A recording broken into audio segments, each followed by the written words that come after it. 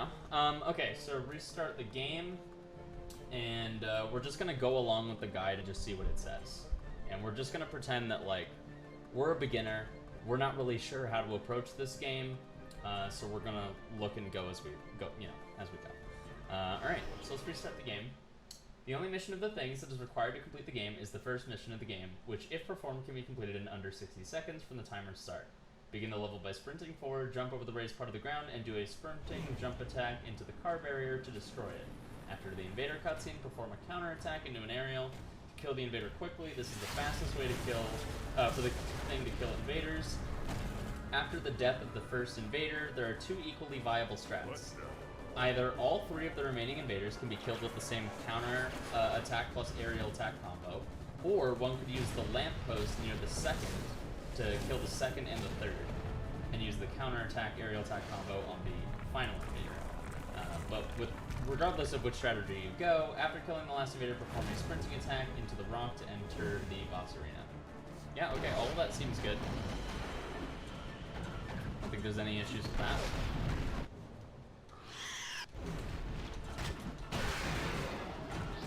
We like our lamppost strat, so we're going to be doing that.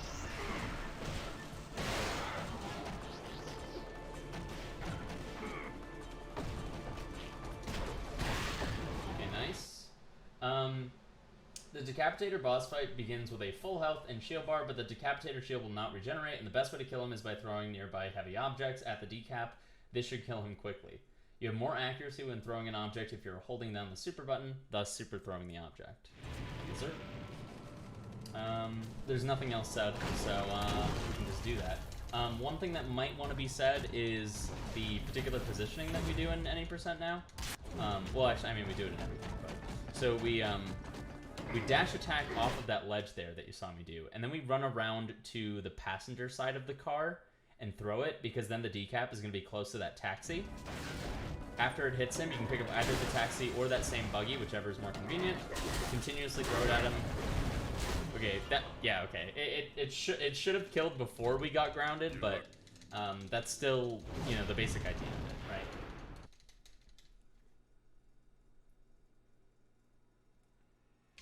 So then we move into Street Fight. To complete this mission, Wolverine must kill the group of enemies that spawn at the end of the level, which is 3 invaders and a decapitator. From the beginning of the level, run directly to the electric barrier. However, there are a variety of tricks one can perform to clip through the barrier, which is essentially glitching our character through the barrier without having to defeat the enemies to lower it traditionally. One could do a super grab on an invader for Wolverine to clip through it. It's also possible to wall run in a way when slow-mo adds time. Oh, yeah. Yeah, absolutely. The slow-mo camera is just kind of like an RNG thing that can just add like a little bit of time. It's not like a big deal in the grand scheme of things, but it's the reason why if you look at like a sum of bests or like a best split versus like a usual split, there can be like a pretty big difference. Also, I just noticed the capture on screen is overlapping a little bit with the chat. No? Wait, where's that cutoff happening? Is that just how I have it look? DD5I... No, that is correct. Okay. Okay, interesting. I just noticed that my stream settings look a little bit weird, but that is actually correct. It's not cut off in any way. It just looks weird. Okay, where was I? After getting through the barrier, attack the dumpster so that it lights on fire while the 3 invaders that must be killed are spawning in. It should explode and kill all 3 simultaneously. Meanwhile, Wolverine should work on killing the Decapitator. A good method to quickly lower his health is to super grab him and hold him nearby the dumpster explosion. So that is something that you can do. It's not super easy. It kind of depends on where the Decapitator wants to go, so you do kind of have to play it by ear.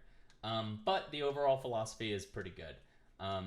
It's just that you shouldn't hard focus the Decapitator unless he's near the dumpster. Because if you hard focus and he's far from the dumpster, then you might bait invaders away from the dumpster.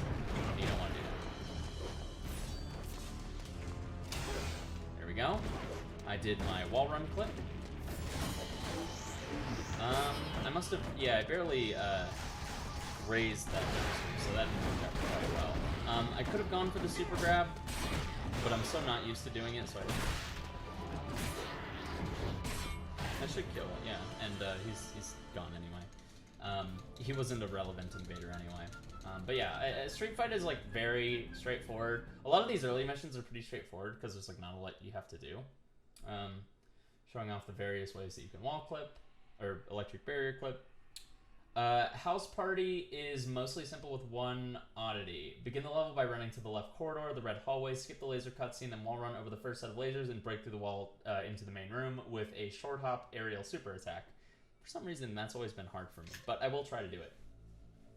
The objects around the room may be useful, as they will kill invaders in one hit, and Wolverine can carry most of them. When the first Marauder appears, skip the cutscene and use an aerial super grab to kill it quickly. Kill the next group of 3 invaders using the same strategy as before. The next group of invaders is the only strange part. A group of invaders will spawn at the end of either one of the corridors, and which group spawns depends on like which corridor you're closer to. So it's possible that both groups will spawn in both corridors if you're like in the center. In this event, you only have to defeat the group that spawns first to continue the enemy group. After the invaders are dead, 2 Marauders will show up as the final enemies. It is best to either aerial grab or aerial super grab them. Alternatively, and this is a note that I'm actually going to write down, House Party, if a Marauder is hugging a pillar, it might be hard to grab, but an aerial super attack will get the job done. You can see me do that in my world record as well. So I'll just write that note down. But yeah, the notes for House Party are great. I don't have any other strong notes to suggest. That's just like a little baby thing that might help sometimes.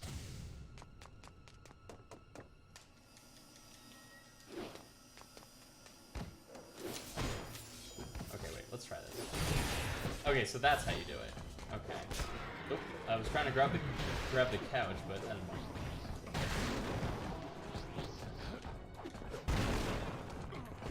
This game, oh wow, got a 3 for 1. This game really does look terrible on emulator. I do want to look into, looks terrible not on emulator. I do want to look into seeing if there's any way I can optimize the picture quality and make it look a little bit nicer, because this is like the best standard definition capture card out there, or like the really popular one. So there's got to be like some fix that I can do maybe. It is worth mentioning, it's not in the guide, but in that corridor, using a collateral from a grab is a really good way of dealing with those invaders, and then also using a grab inherently splits them up, which is helpful. If you're able to, you try to grab an item here and position it so that you can immediately hit the far Marauder, but it's not necessary, and sometimes you're just not in a good position for it. But that's House Party. House Party is pretty straightforward. There's just the quirk about enemy spawns. Graphics advanced crop. You can get rid of that green line at the bottom of the screen. I just saw that in the Discord. Let me try that. Graphics advanced crop. Oh, as in like that's a filter. Okay. If you're still watching SXE Wolverine, use Twitch chat because I'm gonna be checking that a little bit more. Let's see. Graphics advanced crop. I'm not seeing graphics in the filters, so maybe it's not in the filters. Let's see if it's in the right click. Blending mode? No. Scale filtering? No. So let's look properties, configure video. Graphics. Not seeing any graphics drop down of any kind. I mean, it sounds like you're suggesting a drop down. I feel like high motion deinterlacing would make more sense than weave because it says PS2, Xbox, etc. I wonder if high motion would help over weave. Maybe. I want to try high motion for a bit. Maybe it's in configure crossbar? No. I didn't even notice it until you mentioned it. Yeah. Graphics. Graphics advanced crop. I don't know where that option is. I don't know where graphics is. Huh. Let me Google real quick. OBS graphics advanced. Oh, maybe that's in settings, like general settings? It's possible. File settings. There's no graphics, but there is an advanced.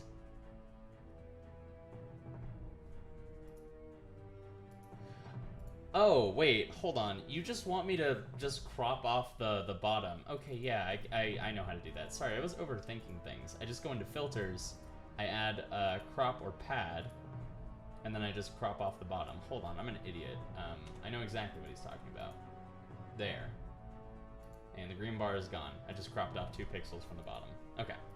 My mistake. I was overthinking and thinking that you were referring to like filters or advanced video encoder properties, but yeah, good call, good call.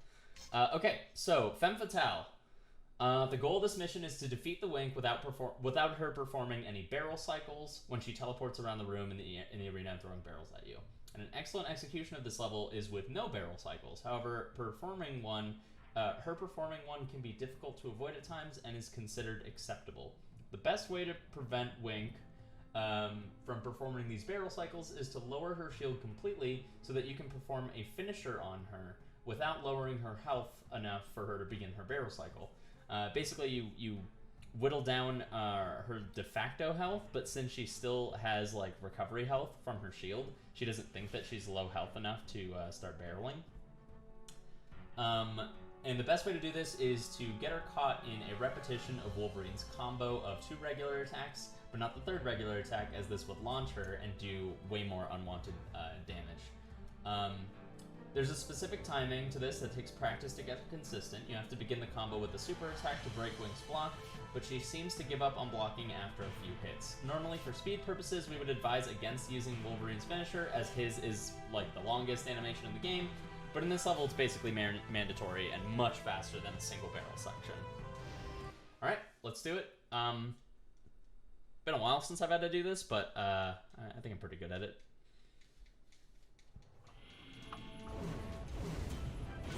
Did not mean to slide on time.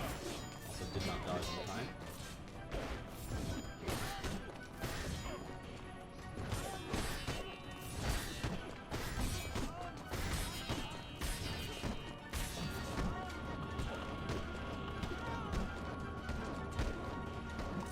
Nice. First try. So you notice that when the rage prompt appeared, and you can kind of casually watch the rage bar fill up so that you know when the prompt is gonna hit you. I let go of R and then just did like regular punches. The reason I do that is because I want to keep her in that kind of like locked system where she can't really move, she can't really act.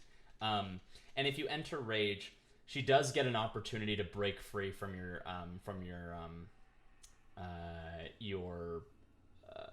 you know, chain combo infinite, whatever you want to call it. She gets a chance to escape. Now, if you enter rage and she gets a chance to escape, I would recommend immediately going into a super block so that she hits you and then gets pushed back a little bit. Let me mention that in the guide. Femme Fatale. If you find yourself entering rage or need her to be stunned in some capacity to start your combo, super block can make her flinch without taking damage, and you can act out of it immediately. So that might be like a good fallback in that instance. Alright, next mission in the guide is Death from Afar. The first Electra mission begins with having to kill 2 Ravagers using Electra's throwing size? Are they size? Wait. Is that what they're called? Oh, that is what they're called. Huh. I never knew that's what they're called. A traditional Okinawan stabbing weapon used for stabbing and striking. Huh. I always just referred to them as throwing knives or daggers. I didn't, I mean, Star Falco is a little bit more of a Marvel nerd. I'm not much of a Marvel nerd at all, but yeah. So I'm not super surprised that he was able to give the exact name. Anyways, weeb shit aside, there is a quick kill for the first Ravager. Hold down super block while you're in the Ravager cutscene. And then while you're holding super block, which is R and Y, you're just kind of like mashing A with like the knuckle of your thumb. Or if you want to claw it, you can claw it, obviously. But you're just kind of like rhythmically pressing A to skip the cutscene, and then you'll immediately end the cutscene in your super block, which will reflect the bullet back at him. And then you just get out of your super block and fire off a projectile of your own. That'll kill him instantly. And then once you're in that little area, here, I'll kind of go as I go along. I'll pause and read as I need to, because nothing is really like super time sensitive, so I should be able to. Don't worry. Right, so you get into the mission, you skip these cutscenes, you immediately move up and right. Position yourself over here. You don't want to be too close, because as you can tell, when you throw your sais, your blades, you do position yourself forward a little bit, so you want to make sure that you don't, accidentally push yourself into the barrier. The further back you are, the safer. So now that I've knocked down that barrier, I'm going to move in, and there's going to be a new barrier. And there are a few ways of skipping this barrier. And you basically have like 2 chances before the Ravager starts, before the Ravager is able to get into position and start blasting at you. I would say you go for a barrier skip here twice, and you don't go more than twice, because the Ravager can interrupt it. He can be all kinds of annoying. At that point, you should just cut your losses and just focus on killing the Ravager, which is just projectiles twice. But there are a couple ways of doing this. That is one way. Wow, I did not think I would hit that first try. I find it's a little bit easier to jump toward a particular outcropping of the building on the left side and then initiate a wall run and immediately interrupt it. You can also do the right side. That works just as well. It really is just kind of dealer's choice. What I like to do is I'll do the left side first, because if I mess it up, I'll get bounced off the barrier really close to the wall, and it helps to have a running start for timing purposes and spacing. So if I mess it up on the left side, I'll be really close to the left side, so then I immediately move over to the right side, and I try it once more on the right side. But yeah, that was like the ideal one, where you kind of do like a wall kick off. And then from there, assuming you hit that first possible barrier skip, the actual like victory zone is much closer than it would be otherwise. When you do a second barrier skip, the victory zone is actually pushed back further. I'm not really sure why that is. I think it has something to do with like enemy spawning offsets the position of the victory. But in any case, if you didn't hit that, so let's quit out. Right, we're gonna do it. Assuming that you didn't hit the first barrier skip. Right, so we've shown off doing it with the first barrier skip. Let's say you mess it up. So we'll just do it again.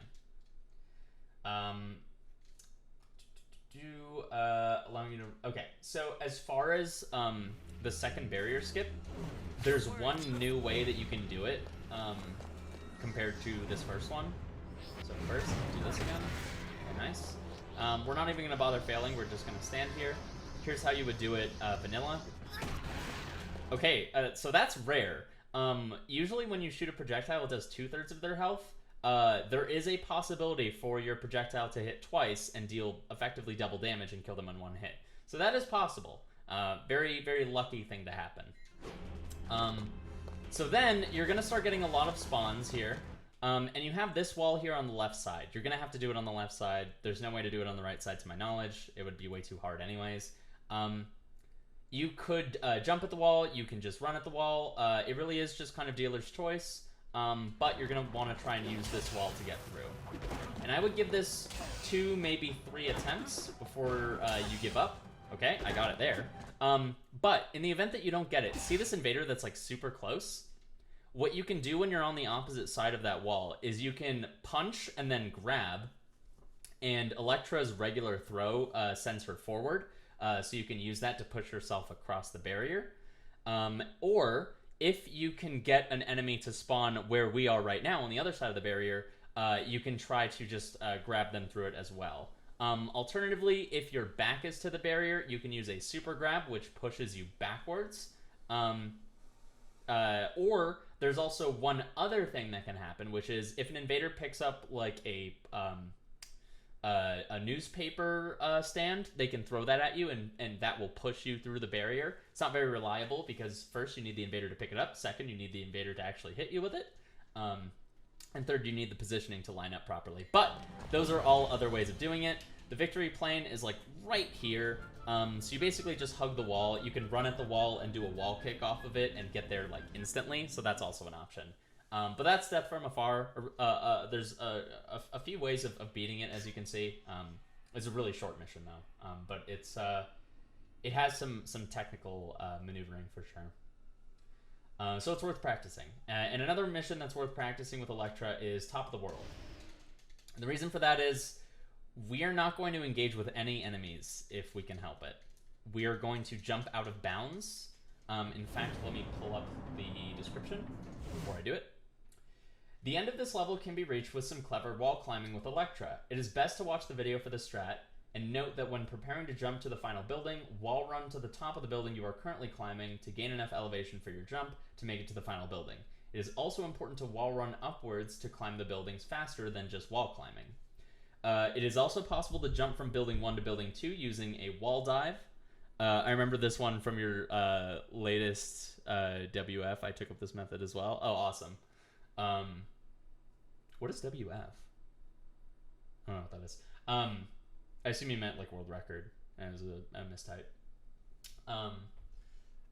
It is also possible to jump from building 1 to building 2 using a wall dive at a certain height to make the jump.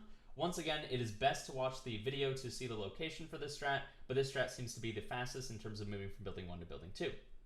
Note, in this video, the wall cling to the first building is at the maximum height allowed. I'll touch up on that myself when I unpause here, but that's everything that needed to be said. So you're just going to run over, do a super jump here, and cling to the wall. If you let go of your controller at the wall cling, you won't get that little... You notice how she started climbing up with both of her hands once each. If you let go of the stick, she'll just grab it instantly and not do that, which is just like a worthwhile thing to know. But anyways, you're holding R. This is the maximum height where my hand is on this black bar. If I were to go any higher, then by the time I push myself all the way to the left, I will be higher than the building height, which will force Electra to immediately wall jump, and you will die. So it's important to, take note of the height that you're at. And also, if you're just spamming left and sliding across this building really fast, you do need to watch out. The faster you move across horizontally, you will move slightly upwards as well. You'll notice her hand position will move up. So you kind of want to stagger your left input so you don't move up too high.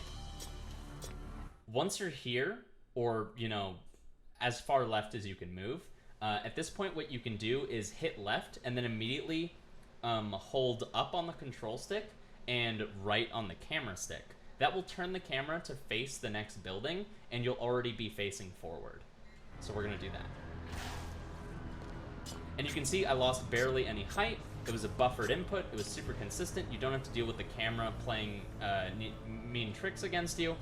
So now that we're here, once we're past like this salmon-colored window, and at least above the height of that orange window below and to the left of me. From here, you can just wall dive, which is just holding R and then pressing A. And then without holding any direction, Electra will naturally decide to start climbing up, assuming you're holding L. So you do the wall dive with R and A, then you immediately start holding L without any direction, allow the camera to just kind of catch up to you. Because of my attempt, I fell pretty far down, but still got it. Yeah, you can do it decently far down, but, ideally you don't lose any height because you want this last climb to be as fast as possible. So then from there, you just kind of switch between holding L and holding R. You can only hold L for so long. I do like a couple of seconds or until I feel like Electra's running out of steam. And then I switch to holding R because it's a little bit slower, but you don't run the risk of losing steam. And then once you're toward the top, you do need to switch back to holding R, because if you hold L at this point, you will wall jump off and be back on the previous building, which is not fun. So you do want to hold R once you're at a certain height. You can always turn the camera if you're not sure what height you're at, or you can just start holding R earlier than you need to, just as a safety. Oop. I forgot what button I was holding when I was hitting pause. So you see that's what happens. You wall jump off. Anyways, from here, you basically just fire off projectiles at the target. It is possible if you were slow to getting here, even if you're really fast sometimes, so you just have to like look out for it. It's possible for an invader to spawn right in front of where I'm standing and block the shot. So in the event of that, if you think that's going to happen, or if you can see that that's going to happen, do a jump projectile after, and you'll more than likely still hit the target. Oh, and sometimes it takes a third hit, and I'm all the way out of energy because I used up so much energy when I made mistakes, so I had to run in and hit it at the end. That can happen, you know. But I think the guide is pretty good there. Yeah, I think it's pretty good there. It might be worth mentioning the thing about the invader spawning in front of you. I'll write that down. Top of the world. It's possible for an invader to spawn or teleport right in front of you at the end. Use a jump plus projectile to make sure you hit the target, or Turtlin engine is what I should say. Cool. Next mission. Super easy mission, but really annoying, is Daredevil. Daredevil, you play as Elektra, you fight versus Daredevil. It's the first boss fight of the game. And it's also the first time that we're going to try and use ring out manipulation, where we try to bait the enemy. Yeah, Troll Devil. It's where we're going to try and bait the enemy into killing himself. The idea is to stand or move into a specific location that convinces the AI to follow you, usually resulting in them ringing themselves out and automatically winning. In the case of this level, Daredevil may or may not behave properly, but what it should look like and backup strats should he not behave can be seen here. Okay, I'll try to cover that. So first, I'll mention like the positioning that works best. It's worth noting that there's only one cutscene to skip when you get into this level. There's no character introductions. So you jump over that little air conditioner, and you run over here into this little corner. The reason we do this little corner is because A, it's right there by the edge. B, it can cut off his line of sight, which means he won't try to attack you by traditional means. He may try to like hit you with like an aerial attack. First time he did the super air attack and knocked me off. Okay, yeah, that can happen. That's why we stand right here, because it cuts off his line of sight, so he'll either do that too high, or he won't bother doing it at all because he knows he's going to hit the sign and he's not going to hit you. But then from here, I basically just hold block, and he just sailed right over my head. In the event that he doesn't do that, if he drops down, what you want to do is, while facing the edge, and like he's kind of sandwiched between you, he's sandwiched between you and the edge, what you do is you can do a series of regular attacks to launch him into the air, and then do jump up and regular grab, and that way you'll both go off the edge, but he'll go down first. Alternatively, you can just do a regular attack into a regular grab. The regular attack just kind of confirms the combo for you. But a regular grab throws Daredevil at a really low angle, so that even if he starts swinging, he probably won't make it back. And I highly recommend that over doing a super grab where you're facing the opposite direction, because Elektra's super grab sends at a really high angle, which means he's probably going to make it back. It's entirely possible that Daredevil wastes a lot of your time and starts swinging at the top of the map. In the event that that happens, just stick to the game plan. He's going to come down eventually, but yeah, he is a little bit of a troll, so, you know, these things happen. Alright, last stand. Ideally, one would complete the first sacrifice mission of the route quickly by lowering the thing's shield extremely quickly by throwing large objects at him, and then perform Fault Zone's finisher. When the mission first starts, the thing seems to go for an object himself, and usually does not catch a thrown object, so you should take advantage of that. If the thing's shield is not quite low enough, attempt a wall-mounted super attack, as this attack of Fault Zones does a great deal of damage to the opponent's shield. True. And it locks on really well, and at a surprisingly long distance. So we're going to take a look at that. First, I'm going to grab the car that's right here. Okay, so that's rare. He can do that. But in the event that he does that, you just want to like do your best to just like push him toward the exploding car anyway. At this point, we'll try and grab more cars. We both use Dolphin, right? Why does your game not have those annoying lines? Oh, I'm using my capture card right now. I usually play with Dolphin, but Awesome Games Done Quick and Games Done Quick events in general much prefer that you use a console and a capture card, probably for legal reasons. So I'm going to try and wean myself off of using Dolphin, at least a little bit. Dolphin is still a great practice tool, and we still accept it on the leaderboards. But I do want to get back to using the capture card, specifically for GDQ. I didn't mean to pick that up. I picked up the card, but that's okay, because he picked it up, or he caught me. Basically, I just want to exhaust all of these cards to do as much damage to him as possible, and then start, you know, doing traditional damage at him. Okay, oh, that was something really important right there. I thought he got close enough and started committing to an attack, so I thought I was safe to throw it at him, but he hadn't actually committed to an attack yet. It's important to know what options your character has at their disposal at any given time, in a boss fight specifically. Okay, that was interesting. So now we're going to wall run up and do some super wall dives. He's a little bit far away, so I'm going to wait for him to get closer. Nice. And you can see it's not using a lot of energy either. And... Ooh, that guy. That actually pushed him into danger. And then what we can do next... Oh, wow. Oh, okay, it hit twice. What I was trying to do is spam RA into RX so that I could combo it into a finisher, which is something that you can do. Because like she hits the ground instantly and is able to convert. But in that event, it just hit him twice, which is a thing that can happen, and he just died.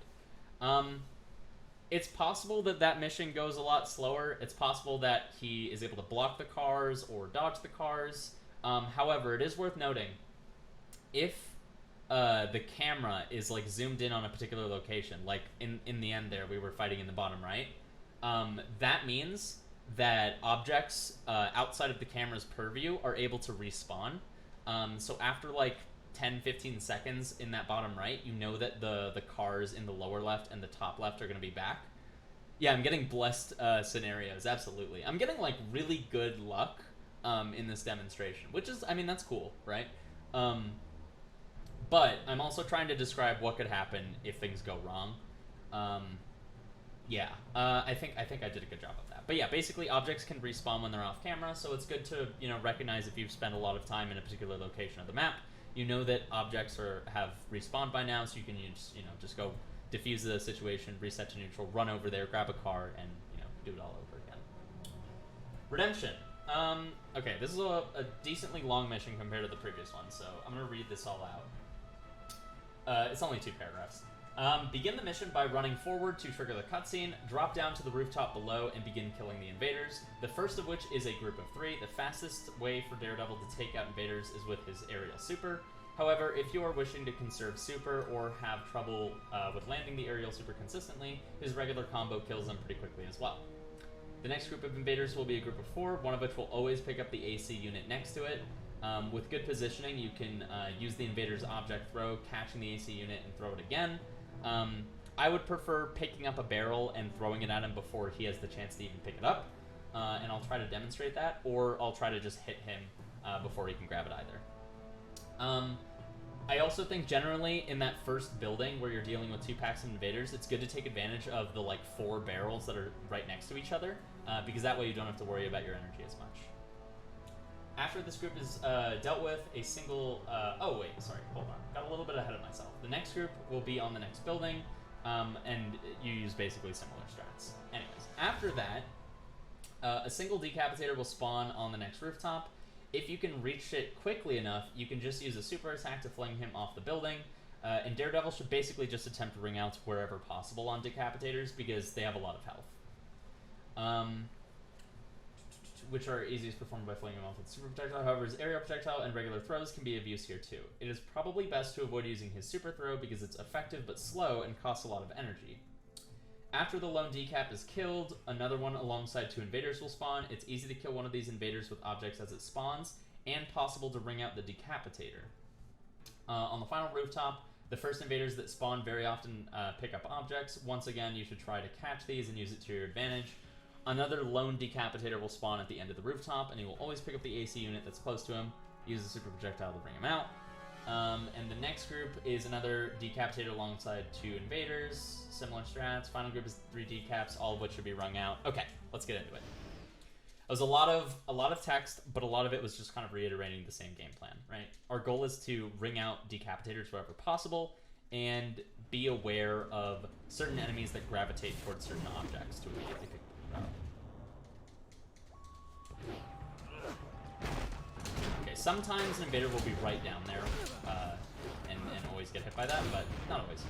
These guys are super aggressive. Wow.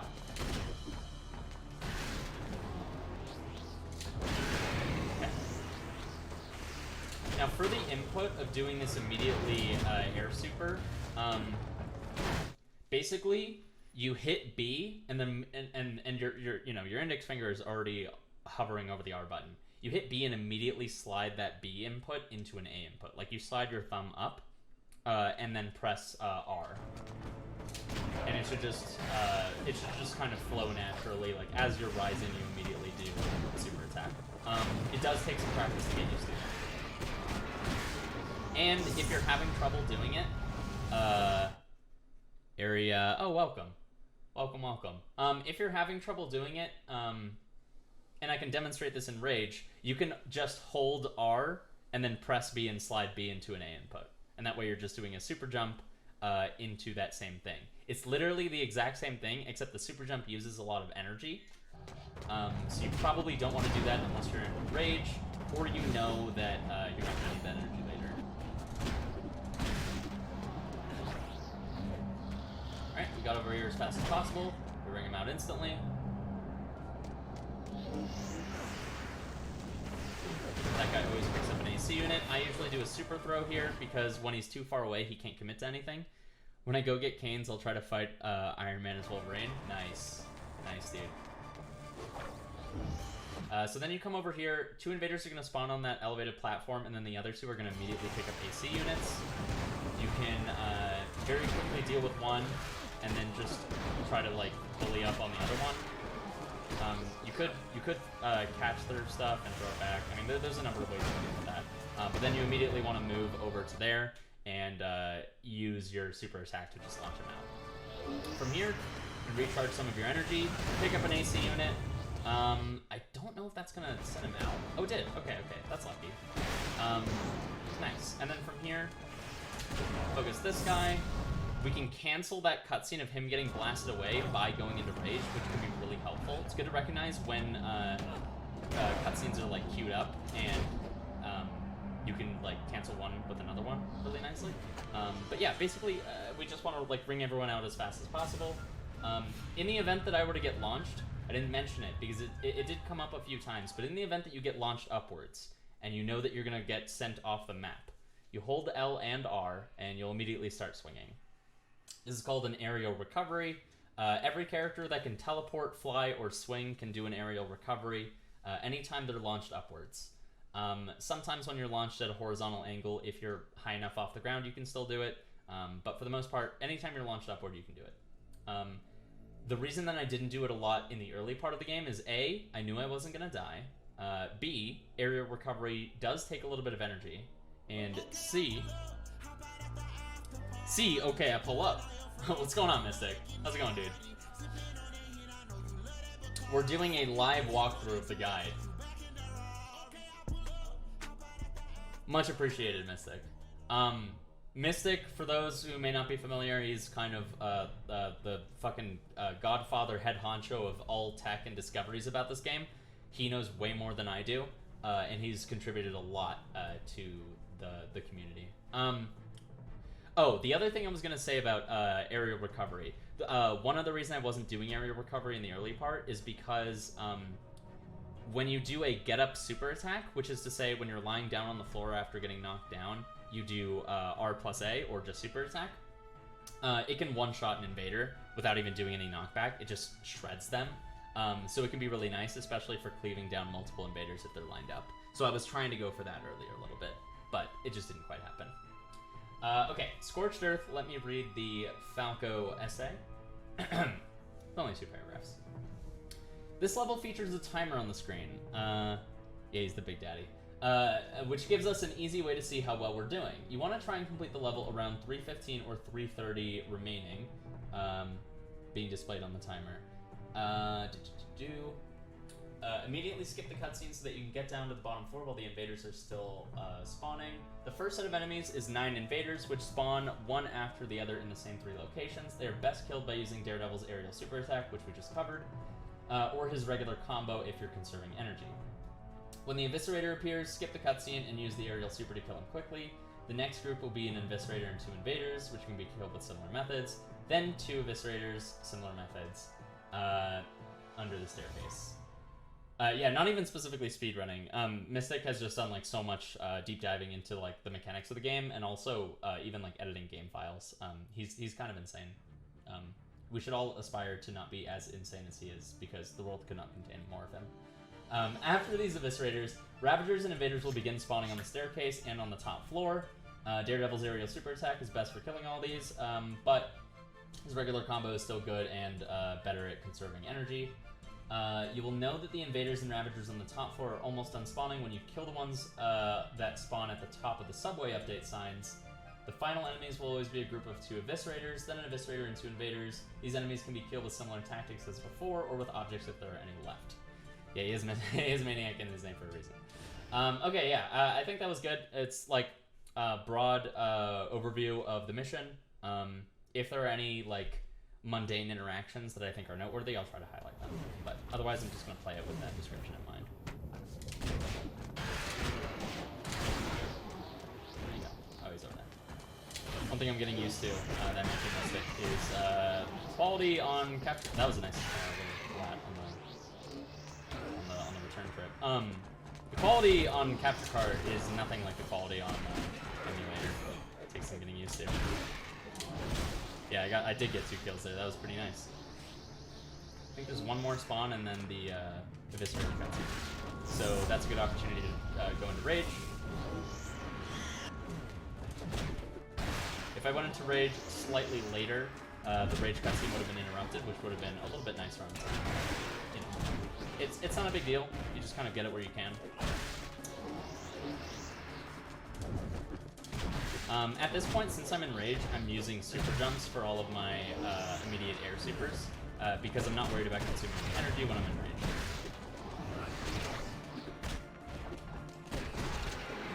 Nice.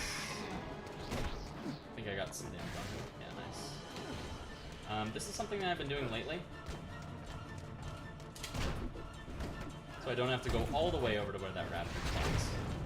And then depending on where my positioning is, sometimes I can line up using a super attack on both of these guys while they're spawning in. But I wasn't able to do it here, I just didn't have quite that position. That can happen sometimes. Good to keep track of elevation on this mission, because oftentimes you'll hit someone and they'll move down. Oftentimes you'll deal with an invader that's constantly bouncing around. It's just good to keep in mind. Things can get a little bit annoying here.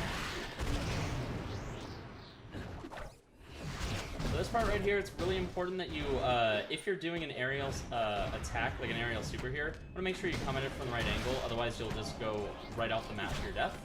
And obviously that's not good. One thing I like to do that I demonstrated there is I just kind of landed and then just did a rising aerial. I thought this guy was dead. Now he is. Final wave. Not much to report. Yeah, he's gonna jump over for me. I have a lot of energy, so I'm not even gonna bother focusing on it. I'm just gonna use super jumps, and yeah, it's not a hard mission, but there is an opportunity for things to go wrong with that one Ravager that spawns up top, really close to the pit of death. So you just want to make sure that you don't ring yourself out off the map, because I've done that in runs, and it's not fun. Okay, the Electric Man. Very difficult casual mission, very easy in the speedrun. So, like Elektra's fight with Daredevil, this level uses ring out manipulation. However, for this level, it is much easier to bring out Johnny Ohm, as we are able to swing far over the chasm to get him to follow us. In Grand Central, it's generally a good idea to swing relatively low behind the wall so that you can cut off his line of sight. In this particular level, it might be good to begin the level with a super block, because Johnny often begins the level with an immediate super attack. That's true, yeah. Johnny's projectiles notably are not projectiles. They're just hit scan. So they will just hit you no matter where you are, assuming they track properly. So it might be nice to use the super block just to shake them off. But you can also use a traditional dodge or jump before they come out. So not a huge deal. But the primary mission of this level is to just swing around down here, be prepared to use an aerial recovery if he hits you, try to swing low, try to cut off his line of sight. We baited him into doing a flying attack there, so he just goes into free fall right after, and that's it. It's a really easy mission. The one thing that can go wrong is he gets too close to you and does a grab in the air. So it's worth keeping in mind that you don't want to get too close to him, because if he does a grab, he wins. I've never seen him do it, but yeah. Oh, also worth noting, you want to avoid wall running while swinging over the pit, as you will run to your death if you wall run horizontally. Super true.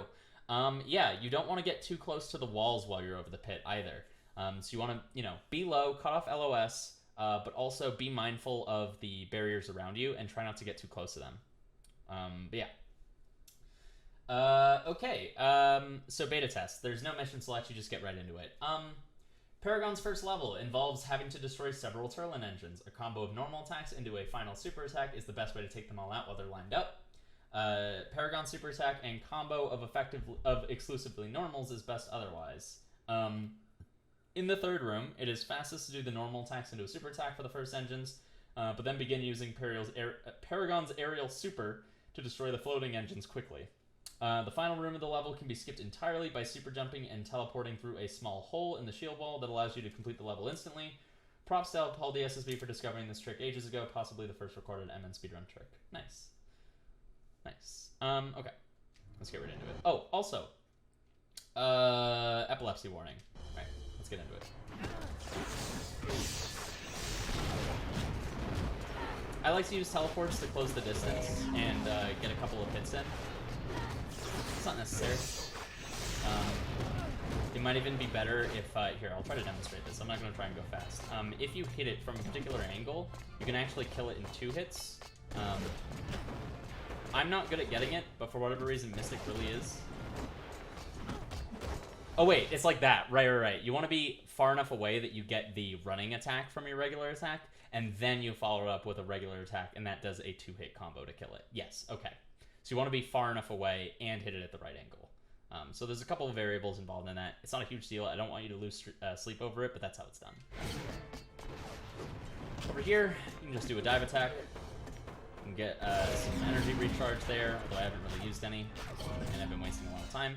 Here, what I like to do is walk a little bit so that the staircase actually loads, because if I go a little bit too fast, if you go a little bit too fast, then you might end up getting yourself stuck under the staircase, which is not fun. So then here, as soon as I can see that the platform has started to load, I know that the hitbox is going to be there in time. I like to do a jump dive attack here, which usually takes it out in 1 hit. Unfortunately, it didn't there. Then I did a super jump. You can do a regular jump and then teleport it over here. I'm going to do 2 normal attacks followed by a super attack and try to flick that super attack over to the other engine. Ooh, okay. I slid off there. That's a thing that can happen. I've never seen it happen, but it can definitely happen. But that's okay. I'm just going to super jump back up, and those should take themselves out. I'm going to do the same thing over here. I don't know if I cleave this guy, so I'm just going to punch him. I think I hit everything. No, I missed something. Oh, okay. That's interesting. I think the angle might have been slightly off, but I think you can get the idea. You want to hit one of the engines twice and then combo into a super attack that will cleave off everything together. And then you can just move on and trust that it'll explode. Unfortunately, I didn't hit it, but I think you can get the idea. Here, I do attack, super attack, so that I can start cleaving some of the aerial engines a little bit. And then here, I do the same thing so I can cleave off that one. And then I just start moving in. And do jump, air super, jump, air super, jump, air super, jump, air super. Technically faster if I had ended with the one closest to the door, but it's no big deal. Here, you can teleport attack to get a lot of distance, and then just start teleporting into this left corner, which will clip you through the barrier. Don't think there was anything else I needed to say there. Okay. Return home. The angles of those range attacks weren't great. Yeah, I think I was kind of messing myself up by like pausing and interrupting my flow a little bit. So I'm gonna blame that for my flaws. And everyone's just gonna have to deal with that. Return home.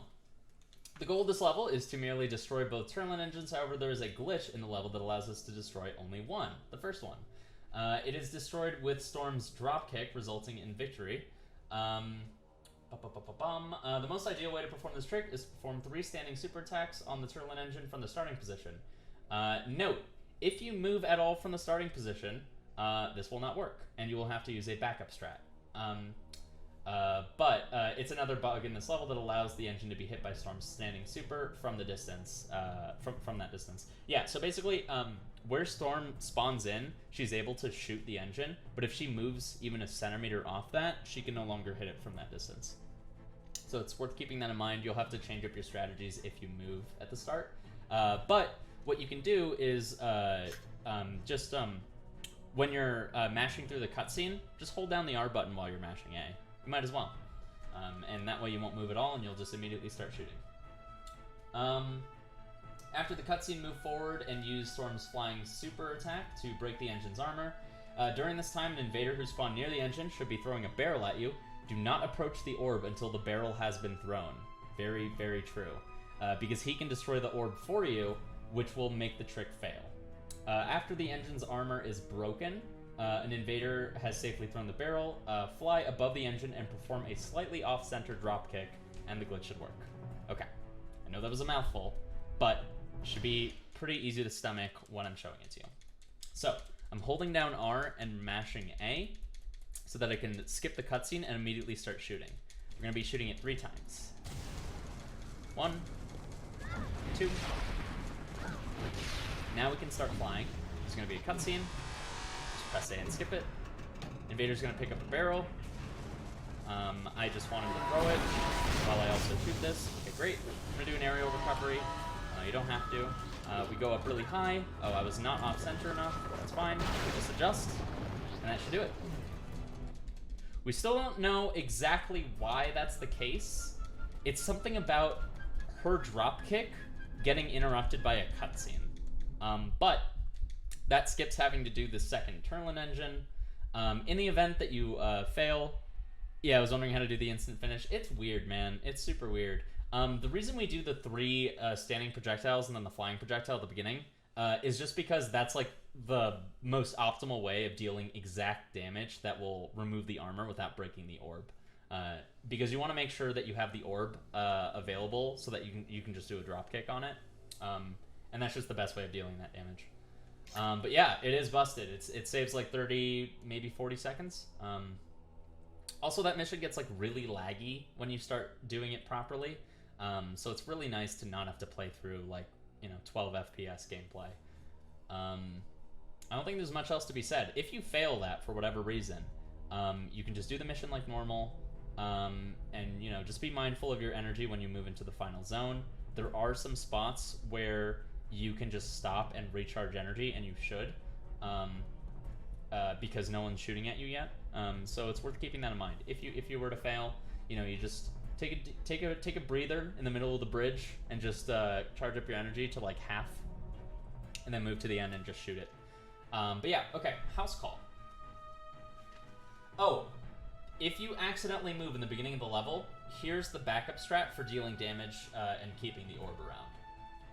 2 flying super attacks, and then 2 regular flying attacks, preferably at a low altitude. If you hit the engine too high, you may break the orb. As far as hitting that low altitude, if you simply fly from the level of ground that's right below the engine, that's low altitude, so you'll be fine.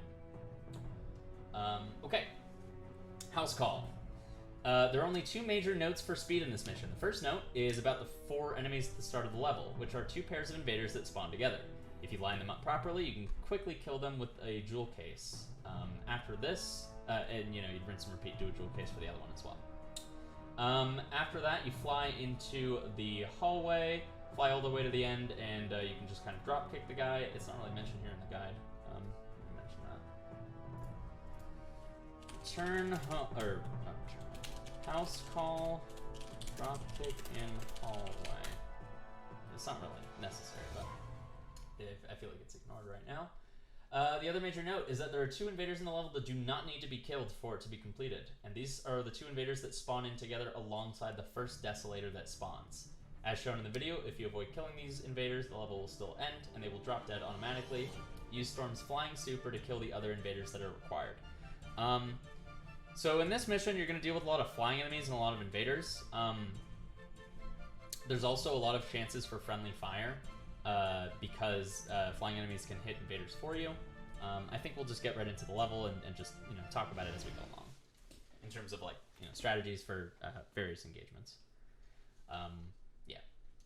Oh, do not hold the stick in any direction while you're loading in here, because that can influence the enemy's AI, and they can spawn before you're ready. So you can see they spawned in just in time for me to throw that jewel case. If I was already holding the stick in some direction, the enemies would have already loaded in before me, and they would have started, splitting up. So it's worth noting. I'll write that down. On the loading screen, do not hold any direction. There are a few missions where holding direction on the loading screen can influence it, and that's one of them. So here we're waiting. Ability. We fly through here, and we're just going to drop kick this guy. I should kill him. I missed. That's what it looked like. I'll pick up this object, why not? We're going to move in here and kill a few invaders before the Desolators start coming through, or Marauders, whatever they are. I don't give a shit. I don't think that's it. Yeah. Wow, that didn't kill. That's okay. So now we're going to start getting some flying enemies. And these 2 invaders are the ones that we do not need to kill. That one we do.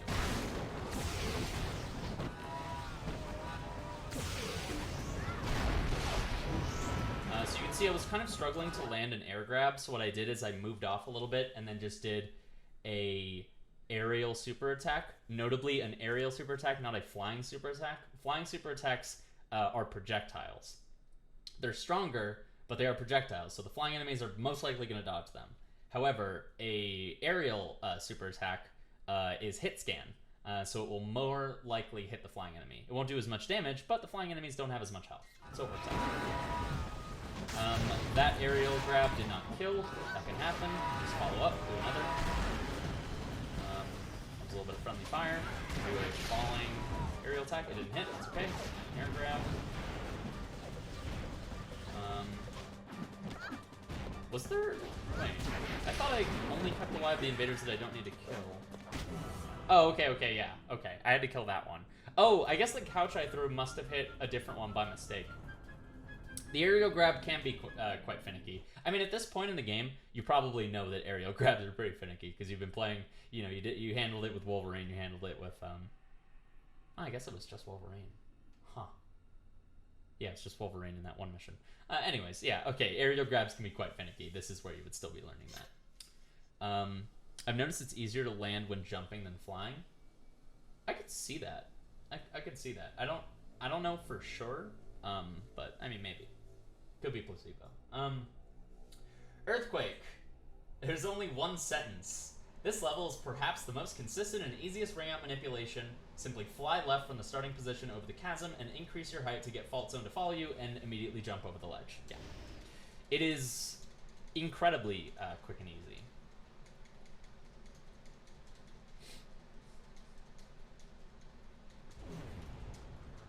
So we skip the cutscene. We're already holding down L. Moving out here, flying high.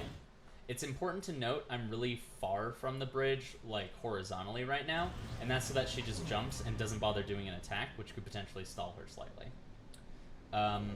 If you're uncomfortable moving super far horizontally from the bridge, you can still hover right above the rail or whatever, and that's still fine, but you could just practice it. I've noticed it's easier to land when jumping the... Oh yeah, I already read that. Earthquake Mockcast. True. Get some water. Death by Fire. This level uses AI manipulation but does not feature the ability for a ring out. Instead, it's actually a little bit more creative.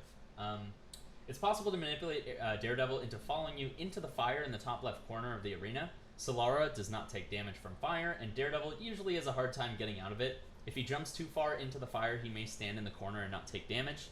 In this event, you just jump over him and push him out from the wall, just by body blocking. He may stand... do not perform any attacks or throws, because this could cause a slow-motion replay to happen, which will not happen if he dies by the environment.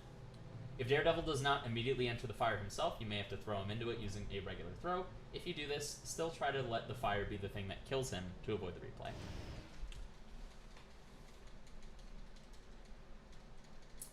So what I do in this mission, I immediately start flying and then position myself in the lower left, or in like the lower part next to that fire, like over here, so that I can throw him in if I need to.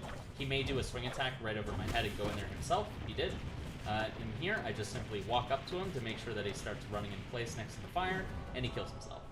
That is a very optimal way of... Oh, also, eye warning. Jesus Christ. That can happen a lot for the victory of this mission. That's best case scenario, really. You can't really get much better than that. Okay, the pit. The strategies for defeating each type of enemy will change depending on the room you're in this level. In the foyer, the Daredevil can swing around randomly for quite a while. Yeah, I mean, he's oh, wait, wrong troll. He's Troll Devil for a reason. Wrong troll. He's Troll Devil for a reason. We love our Troll Devil. In the foyer, the fastest way to defeat the first several invaders is to use the jewel cases, the Knight Spears, Venom's regular attack and a regular throw, as long as the invader will crash into a wall. Or, notably, not mentioned, hold on, swing attack is not mentioned here. The pit, mention grounded swing attack. Tisk tisk. When the invaders in the foyer stop spawning, go down the red hallway and into the main room to spawn the next set of enemies. Then maneuver back into the hallway so that you can perform regular attacks into regular throws and get some collaterals. The hallways of this level are useful for quickly killing enemies, however Venom must be standing in the main room to spawn certain groups of enemies. So it's important to move back and forth between the two areas to kill the enemies quickly and keep them spawning. If you're being forced to fight in the main room, heavy objects and the pit itself can be used to your advantage. For the decaps, Venom's super attacks and super projectiles are very useful. For the marauders, air grabs. Let's do it. The only note that was missing was the standing swing attack. Standing swing attack is really good because you're going to be going back and forth in this foyer area because enemies are spawning on both sides. So first, blue case, swing attack. Oh, wow, that's rare. Okay. I just let him. I don't want to bother area recovering when I can get that juice-free super attack.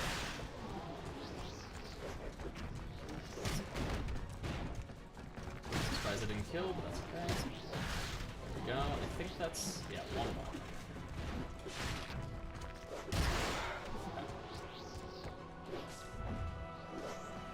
Normally I would have rage going into this point, but because I got hit like once, that's okay.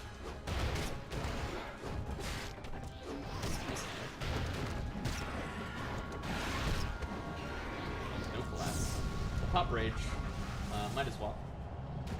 It was in the middle of a cutscene anyway.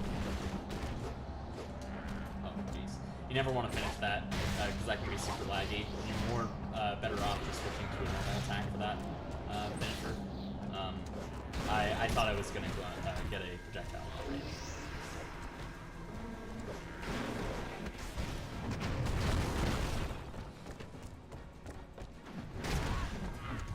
Yeah, it's a small chance, but it can happen. I was trying to get a collateral. I haven't really touched upon collaterals, but basically, if you throw an enemy and it happens to, and that animation happens to coincide with another enemy, you can usually one-tap that other enemy because they got too close and they're taking, like, I think it's that they're taking continual damage of the throw and they just die instantly as a result. I'm not really sure the science behind it, but I think that's right. That guy's dead, and that's it. It's worth noting that Decapitator, specifically those last two, one of them does like to hump that bookshelf. He is hungry for knowledge. And then one of them may stick around on that upper platform area as well. So it's just worth keeping in mind. If you're like in the hallway or you're like searching around where the last enemy is, they're probably by a bookshelf or on that upper level. No, I think they just take a ton of damage, not continuous damage. Okay. I wasn't sure. I never really looked into it. So Seek and Devour is the long mission and probably the run killer while you're learning this game. It's a long mission. It's one of the 2 longest missions in the any percent run. And it's not easy. So, since there are Turlin engines around the level that heal you, if you're learning this level, you're probably going to want to take advantage of them. I've written out comprehensive guides for every individual pack and the best way to deal with them. I'm just going to go through them as I go, and I'll pause and read in advance where I need to. So first I'm going to read pack 1, and then we'll beat pack 1, I'll pause, we'll read pack 2, etc. So, pack 1 is 3 decapitators. The first pack is 3 decapitators, and you want to get rid of them fast. You want to grab the lamppost to your left. So turn left at spawn, walk up, grab it, and back up a bit so that you can allow them to kind of encircle you, and then you can cleave at least 2 to 3 in one swing. After you've cleaved them, wait for them to get up, swing at least 2. Sometimes the lamppost will break on one of the decaps, and at this point you can jab grab the remaining, or use projectiles or dodge attacks. But they should be pretty low at that point.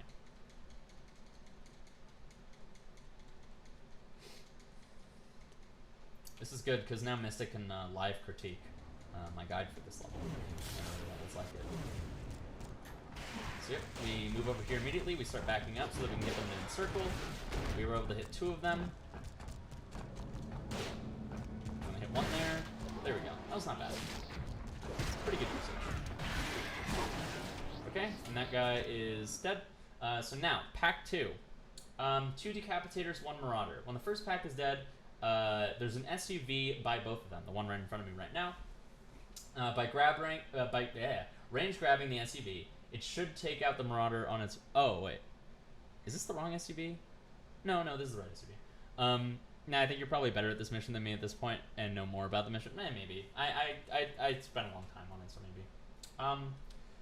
Okay, so you want to grab this SUV, and it should take out the marauder on its way to you. If it doesn't, you should throw it immediately to hit the marauder plus a decapitator so that it doesn't blast you and crush you with your own SUV.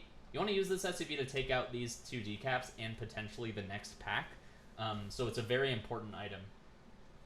Sometimes one of them will grab it, but you can range grab them to have them release it. Or if you're close enough, you can just attack them. It's dealer's choice. So, you got the SUV. That's interesting. I hit nothing. I wanted to hit at least the marauder, and then maybe some decaps. Okay, I wanted to range grab the vehicle. That can happen sometimes.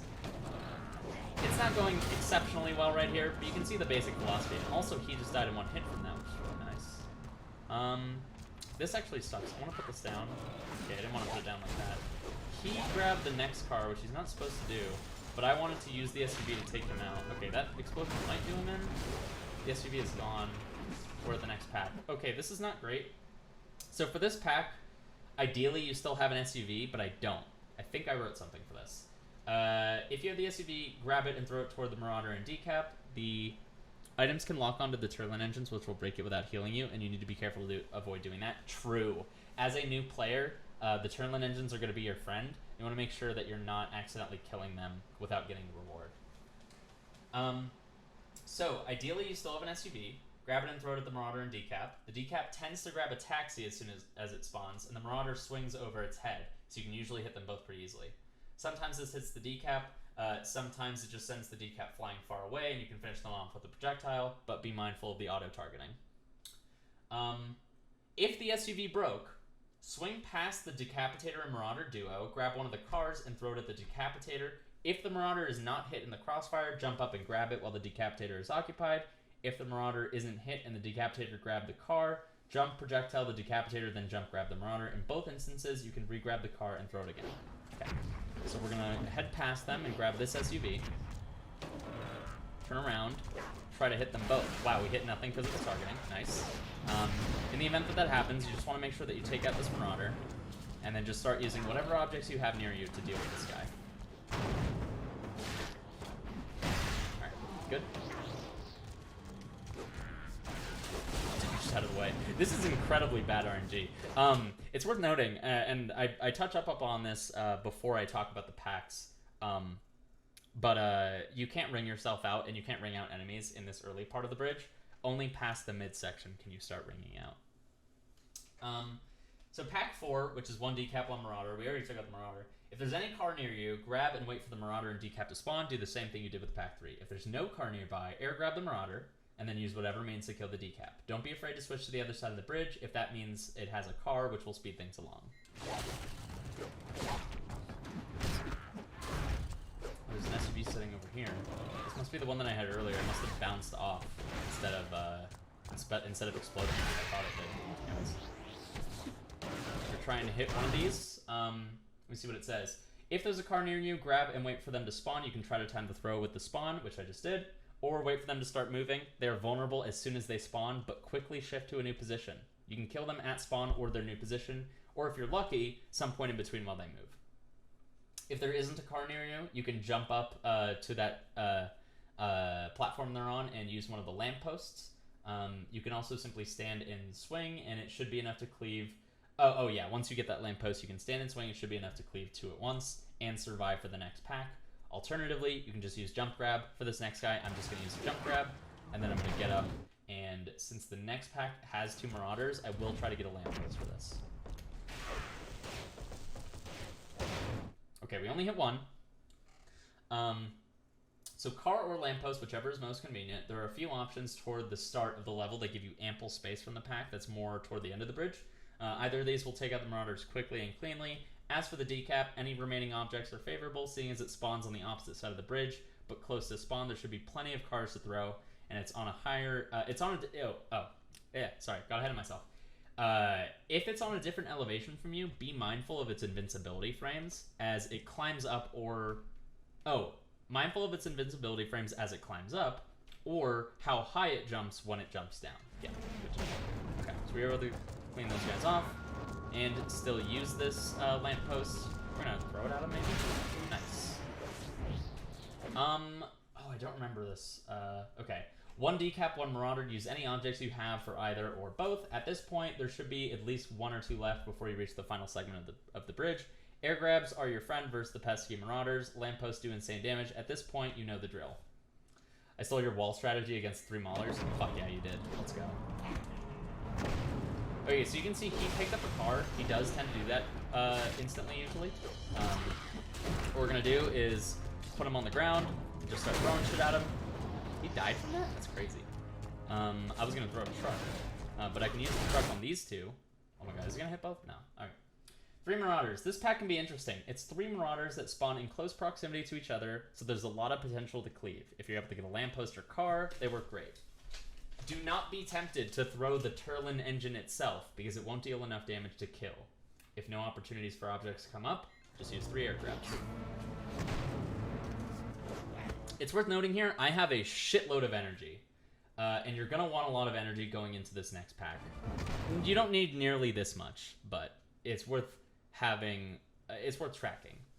It's worth noting that you can grab the Turlin engine armor and throw it at enemies. Don't do it as much. Yeah, oh, hey, fucking, I just said that. Mystic. I just said don't be tempted to pick that up and throw it. Thank you for looking out. Anyways, the reason you need the energy is because you're gonna want to super jump up from that elevated platform and use 2 swings to get over to this wall. Once at this wall, 2 of the decaps are gonna try and follow you. And potentially a 3rd, though sometimes the 3rd is a coward. Okay, where that 3rd climbed up and was standing on there, sometimes it will get scared and back right off and go back to safety. So you want to be mindful of that and jump off the wall even before it's able to make that decision. You know, so you can kind of option select it. That way you start heading back to safety. I have delays, not my fault. Aw, it's okay, you're fine. And you know, it just shows we're on the same wavelength. So you want to start heading back as soon as the 3rd decap starts his jump, because that way you can option select, oh, okay, if it's a coward, you know, you're already on your way back, you can take it out and do a ring out or whatever. And if it's not a coward, well, you want to head back to safety anyways. For this next pack, Lampposts, cars, whatever is closest to you, grab as soon as possible and focus on at least one Marauder. After taking that one out, air grab the other one and use a car or two to take out the final decap of the level. We're going to do that. We're going to use this, oh, that's Barrel, I guess. I'm just trying to use the SUV. Nice. Yeah, that was going to hit that. I had a feeling. So we'll just air grab him. If we can. If we can. There we go. This last guy, I don't want to use the truck. Ball. Maui. Is he dead? Oh, I thought he was taking fall damage. Ball. Okay. Oh. Very important. After I killed that last enemy of the pack, you saw that I started running away from where that Turlin engine was. There's a reason. Wait, shit. Oh, sorry. I see where I am in the video. Or in the guide. So, pack 11, in quotes, is just one Mauler. It's very easy to destroy. The cutscene of him quaking does indeed do a quake in the game itself, which is why I'm running away from where that engine was. So, mind your positioning once you kill the last of the pack, and avoid the area by the final Turlin engine. Nice. I wrote this guide very well. Once the cutscene ends, grab a car or 18-wheeler truck and throw it at the Mauler. They cannot catch the massive truck, so that's the ideal choice. If you grab a car, be prepared for them to grab it back. However, if they're quaking, they cannot grab, so you can bait them to quake and then throw, and if it's more opportune, you can also bring them out. Just be careful not to bring yourself out as well. So right, we're in the cutscene now. We skip the cutscene, we're gonna pick up the 18-wheeler, or however many wheels, I don't give a shit. I don't know cars. He's dead, so now we want to do the same thing we did earlier with the 3 decaps. We jump up here, we do a super jump, followed by 2 swings. You can use either wall. I'm just, I'm already on this side of the map, so I might as well use this one. That card blowing up is actually annoying, because it means that one of the Maulers has to path around it. This guy might be a coward. I'm going to jump preemptively. He does appear to be cowardly. So we're going to just try and bring him out or use a car. Maybe even a little bit of both.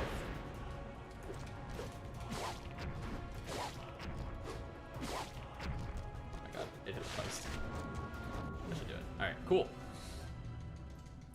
Usually that goes a little bit smoother, but, I mean, these things happen. That's the basic gist. As far as tracking your energy for when you want to get to those walls, if you have... So, you know how your energy meter is white for the most part, but if you're low, it's gray? As long as it's not gray, you have enough. If it is gray, I would recommend charging up a little bit first and then going over there. But if your energy bar is not gray, or if you're in rage, you'll be fine. Okay, Fatal Heat. This mission is another boss fight where there's no potential for ringouts or environmental damage on Solara.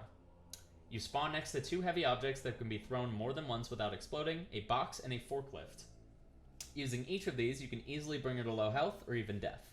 Be mindful of her ranged attack. She usually starts the fight by spamming it. And as such, a super block may be useful. You can hide behind these objects and grab and throw whenever it's safe to your discretion. It's advised not to use the Tesla coils for more than cover because they're not great at reliably hitting your target. She'll heal from the flame jets if you let her, so it's imperative to play goalie and keep her away. While she's healing, she takes no damage, no knockback, she's fully invincible. She always chooses flame jets in the same order, that being the leftmost, then the upper one, which is for the upper right corner, and then the rightmost. Venom's finisher may or may not be helpful in this mission, depending on how quickly you are able to whittle down her shield. That's the basic gist. Let's do it. Oh, there's a final note I need to add, which is if she's on the ground, don't throw an object at her, because she'll sink beneath the floor and glitch the game. So I'm immediately going to jump sling to the up left, and that lets me squeeze out a hit on her. I'm going to start picking up any objects I can find. That wasn't very good. She hit me, but I hit her, so that's good. Also worth noting that when she's healing, she will deflect projectiles back if you shoot at her. Yes, she is fully invincible. She's not intangible, but she is invincible. Worthwhile difference.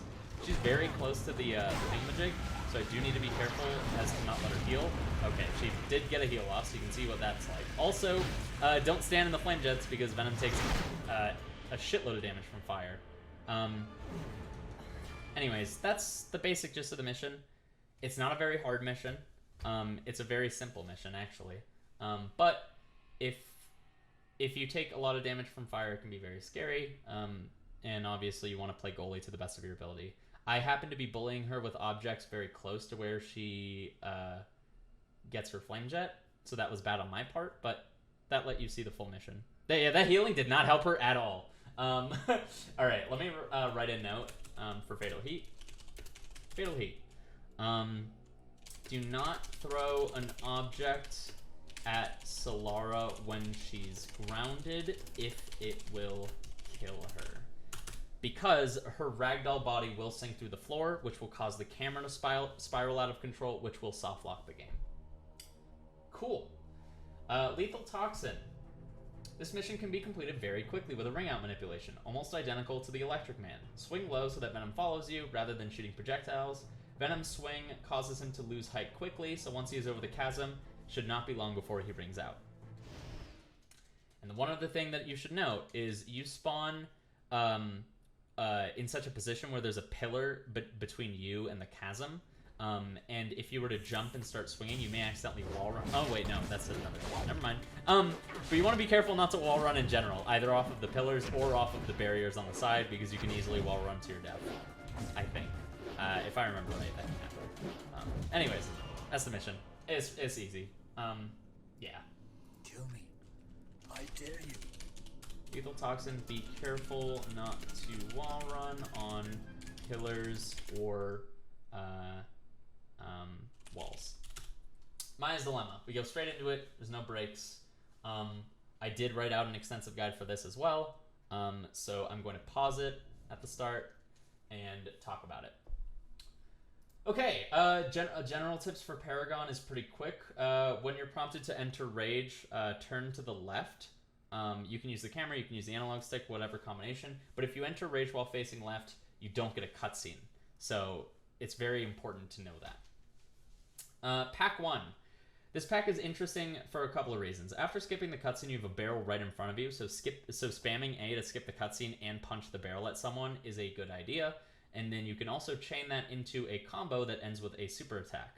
To clarify, that's attack, attack, super attack. And the reason we end with super attack is that it cleaves very well and does very little and uses very little energy. The first 2 hits of the super attack are expensive, so we want to avoid using those as much as possible. So it's very important that you get comfortable using attack, attack, super attack, because not only did you use it a lot in beta test, you're going to use it a lot in this mission, and you're going to use it a lot in Paragon's Revenge. It's like that. That's the big cleave. Since there was only 1 left and I needed to close the distance to that next pack, I did a teleport attack. Teleport attacks are also really good when you're dealing with a 1v1 engagement. After clearing pack 1, super jump up while the barrier collapses, teleport forward if you need to, because you want to land on the platform as soon as the pack spawns in. Do attack, attack, super attack, and start the combo aimed at one Ravager, and then before the final hit, flick the stick toward the other Ravager. And you want to get comfortable flicking before the finisher as well. The reason super attack finisher cleaves so well is because it creates a large explosion around Paragon and shoots a line forward, so you can use it to finish off the one that you were slapping, while simultaneously firing a line at the other one. This should cleave off the Eviscerators between the Ravagers as well. More Eviscerators will spawn on the other side of the platform, so drop down as soon as you can, so the Eviscerators stay there. Continue to do what you did. And if you're not able, or there's only one Eviscerator, you can just do a full attack combo, which should kill the one Eviscerator. Yeah. Okay, I got the auto-targeting on the marked target. That's okay. We're going to immediately drop down here. Start using some objects. Okay, that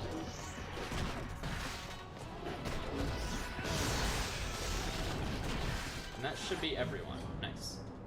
Sometimes you get a rage prompt right there, but we already know how to skip it without the cutscene anyway. Anyways, what you just saw me do right there.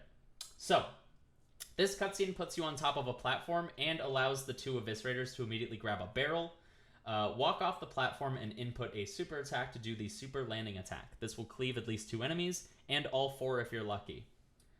If 2 or more remain, use attack, attack, super attack to cleave them. If it's only 1, just use a series of attacks or a teleport attack.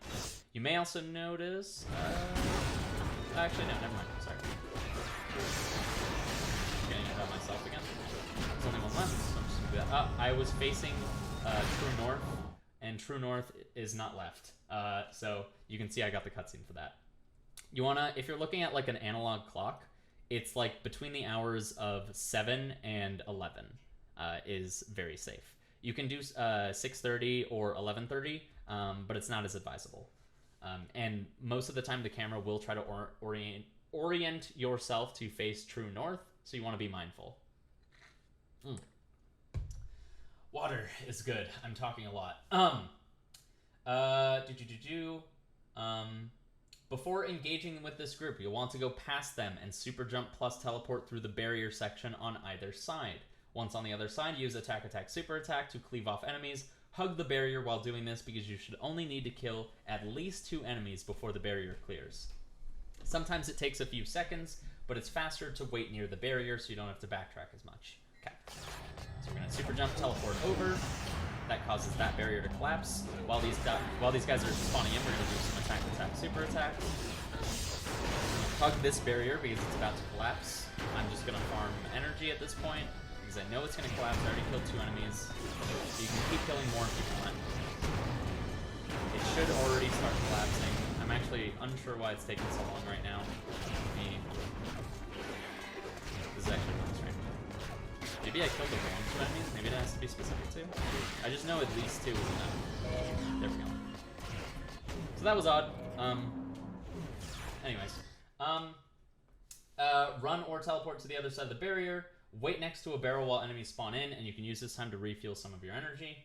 As soon as the spawn beams come through, grab a barrel next to you and try to throw it through one Ravager to the other one, hitting them both. So if you only killed... note. Any... shit. I'm getting ahead of myself. I'm so bad at reading. Okay. Alternatively, cleave them or kill them 1 by 1 like you've done thus far. Note. Any enemies you skipped in Pack 4 by crossing the barrier as soon as it went down will come and join you during this pack. So if you only killed 2, the bare minimum, 4 more will join with you. That's why during Pack 4 you want to hug the barrier while dealing whatever damage you can as you wait. It shouldn't matter either way, depending on how fast and conveniently you can cleave during this pack. So, these guys are spawning in. We're going to try and do both. We did. We only got 1 guy to spawn through. Cleave down these gentlemen. This guy is jumping in place. We're going to land, and then we go through.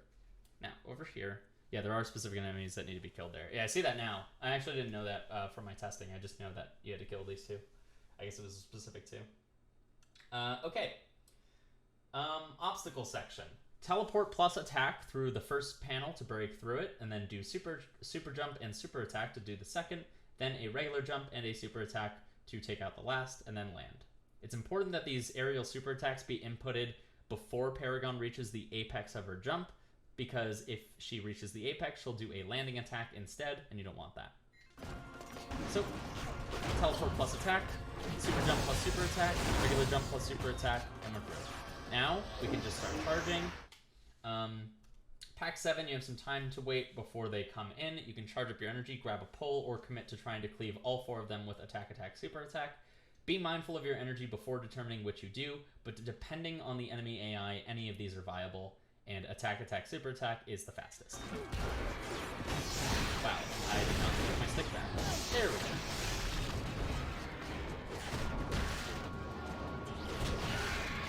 Oh, I killed the wrong guy. Is this guy? There we go. Anyways, the climb. After the cutscene, you'll want to get into the open room, super jump, and teleport across the wall. Climb up a step, wall jump, teleport across, climb up a step, rinse and repeat, and then at the end, you'll either teleport attack to the goal or just teleport if you're too low. And I'll demonstrate. Super jump up, teleport forward, climb up a step, climb up a step, climb up a step. Here, I'm high enough, so... Ooh, I actually missed.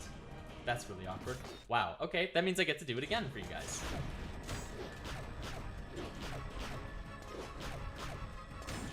Since I'm high enough, that time I angled before I confirmed that I was doing a teleport attack, but you can just teleport attack through. If you're not high enough, you can, and you're on that side of the wall, you can simply just climb up. Yeah. We had a little bit of a music glitch there because we hit the victory and paused at the same time. Anyways, that's the climb. For the climb, if you're going to do a bunch of teleport strats, I would recommend you have at least 1/3 of your energy. I think at least 1/3 would be enough. If you're having trouble doing the climb strat, you can do super jump and just use wall climb to get to the top. Yeah, that's right. If jumping off of the walls back and forth and teleporting, if all of that seems like a lot of work or too difficult, or you don't want to practice it, yeah, you can just super jump up and then just wall climb straight up, and it won't take that much longer. Maybe like a few seconds. Okay, Spider-Man. The goal of this level is to destroy the 11 computer consoles around the arena. There are 6 on the top floor, in 2 groups of 3, and 5 on the bottom floor. The consoles must explode before they are counted as destroyed, and once initially broken, a timer will start for them to explode on their own. Excuse me. As the timer is often unreliable and really does take a long time, it is best to use running attacks or launch attacks to send the computer consoles flying, maximizing the chance that they just explode on impact. Begin by going around the bottom floor, destroying the consoles there, and then jump up to the top floor and destroy the remaining ones. On the top floor, Spider-Man's web zip attack can cause him to blow up quickly, and if you are recoiled by the explosion, just do an aerial recovery and immediately get right back into the action. Ignore all of the enemies do nothing for you. So, there is one other detail, which is Mystic. Here, I'll take a note of this. Spider-Man. Exactly. I was just gonna say that. The guy doesn't mention the super block energy strat.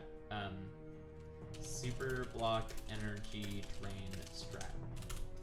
And what that is, just to talk about it, is as soon as we skip through the cutscenes, we're going to initialize super block a few times, which is to say we're going to super block, have it immediately cancel, super block immediately cancel, super block immediately cancel. The reason we initialize as opposed to just holding one continuous super block is because you actually lose a lot more energy from the startup of your super block than you do from the duration. So by starting it up 3 times, we can lose energy much faster. Now, the reason we want to lose energy is because if a character with a range grab, such as Spider-Man, tries to do a range grab on an object, it's very possible that he'll accidentally range grab an enemy instead, and we don't want that in this mission. However, if Spider-Man doesn't have enough energy to range grab an enemy, if he doesn't have enough energy to range grab an enemy, that's English language. Then there's no risk of accidentally doing that. Which is to say, super grabbing an enemy takes a lot of energy to do, but super grabbing an object doesn't. So we want to drain our energy so that we can pick up objects instead of enemies. God, I hate the English language. Anyways, let's get into it.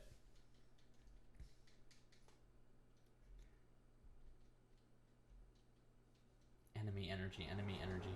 Okay, we're gonna skip through these cutscenes, and then we're gonna do 3 startups. Perfect. And we turn, and the reason that we grabbed that one, the way that we did, where we're behind the pillar, is so that it gets launched into the pillar, dealing excessive damage to it, and starting its explosion timer. From there, move over here, pick up this one, and just throw it off of the wall. Super grabbing an enemy doesn't just waste time through high energy use. The grab itself is really slow. Oh, yeah. Absolutely. Yeah. 100%. I meant to imply that, if that didn't come across. We actually have a lot of energy right now. Enough that we are able to super grab enemies. So we do want to be mindful just a little bit right here. Once you're in the gray, you cannot super grab enemies. That's what I meant by the gray, by the way. That's the more significant detail. Ah, damn! We gained just enough, and you were able to see it. Because it turned white right before that happened. Whatever, I should just be beating these ones up anyway. But there, you got to see what it should look like and what it shouldn't. Which is what a tutorial should do. Maybe. I don't know. I'm making excuses for bad gameplay. Don't worry about it. The next mission is a really difficult one. It's another potential run killer. It's not a long mission, but it is difficult. So I'm going to talk about it at length first. Basically, there's 2 helicopters that civilians are trying to get to and enemies are trying to kill. And you want to make sure that you fend off the enemies so that people can get to safety. There's going to be one helicopter and then a second helicopter. The first helicopter is easily the hardest one.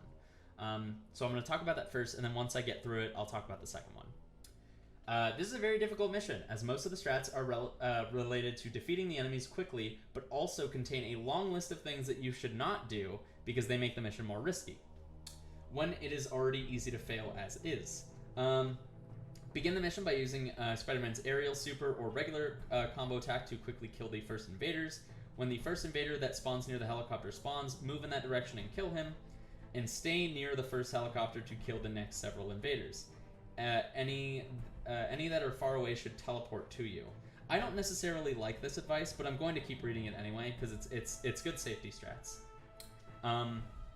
And stay near the first helicopter to kill the next several invaders. Any that are far should teleport to you. Next, there will be 2 groups of 4 invaders that spawn one after another. And the best strat is to defeat them by picking up a nearby taxi and throwing it at the first group, picking it back up, turning around, and throwing it at the second group. Okay, that I agree with.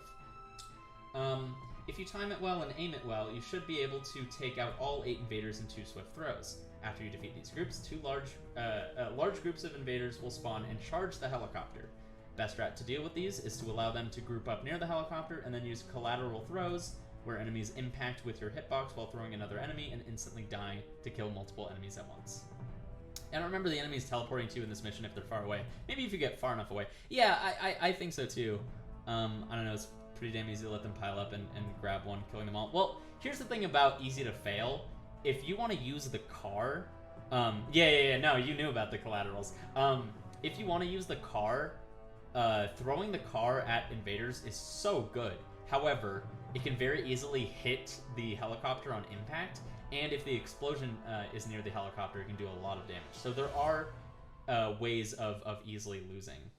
Also, if you're just like not able to hit your collaterals, they can get a lot of damage out on it. If some of your punches graze the helicopter and deal a lot of damage, it's a finicky mission, and it's worth being careful. Okay, that was the first helicopter. Now let's do it, and I'll talk about any places where my guidance may diverge from Star Falco's. Which, namely, at the beginning, we're going to be swinging into this, and we're just going to be doing basically just like jab, grab, right? We're just going to be like throwing these dudes into walls and also trying to get collaterals where we can.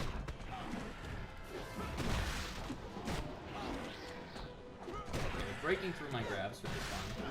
We don't really worry about that first invader on the helicopter right now, because we're going to be fine in terms of his amount of damage. It's going to be pretty negligible.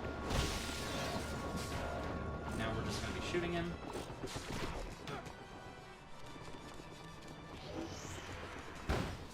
The reason I get rid of that first object is because I need to get rid of both of these so that I can clear the way for this car. We hit 3 out of 4, which is the bare minimum for this spawn to pack, or this pack to spawn. Words. One guy survived. That can happen. I just usually like to pick up a parking meter to deal with this oncoming wave of chargers. Christ almighty.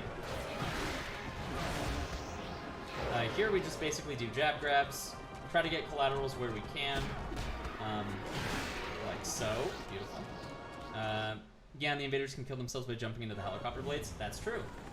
Okay, here we have an opportunity to pause. We just did the first helicopter, and we did it very well. After the first chopper takes off, position yourself in the center to prepare for the Predator to spawn, and immediately air grab when you skip the cutscene. After the Predator, several invaders will spawn and head for the second helicopter. Use the nearby taxi to kill some, but be careful not to throw in the direction of the helicopter. After this, once again use the collateral throw glitch to kill several at a time, and when they're all dead, aerial grab the final Predator. And then he listed some things to avoid. We'll talk about that after.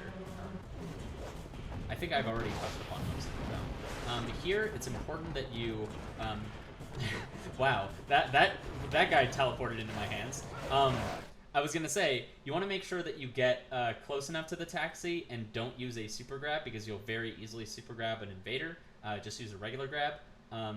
Somehow, that dude teleported into my arms, which shouldn't happen, but it's still, it's not the biggest time loss.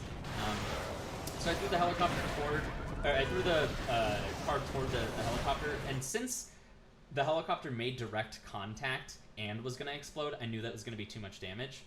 If the car doesn't hit the chopper but is going to explode, I say let it. But if it hits the chopper and is going to explode, I would recommend throwing it away and not risking the excess damage to the chopper.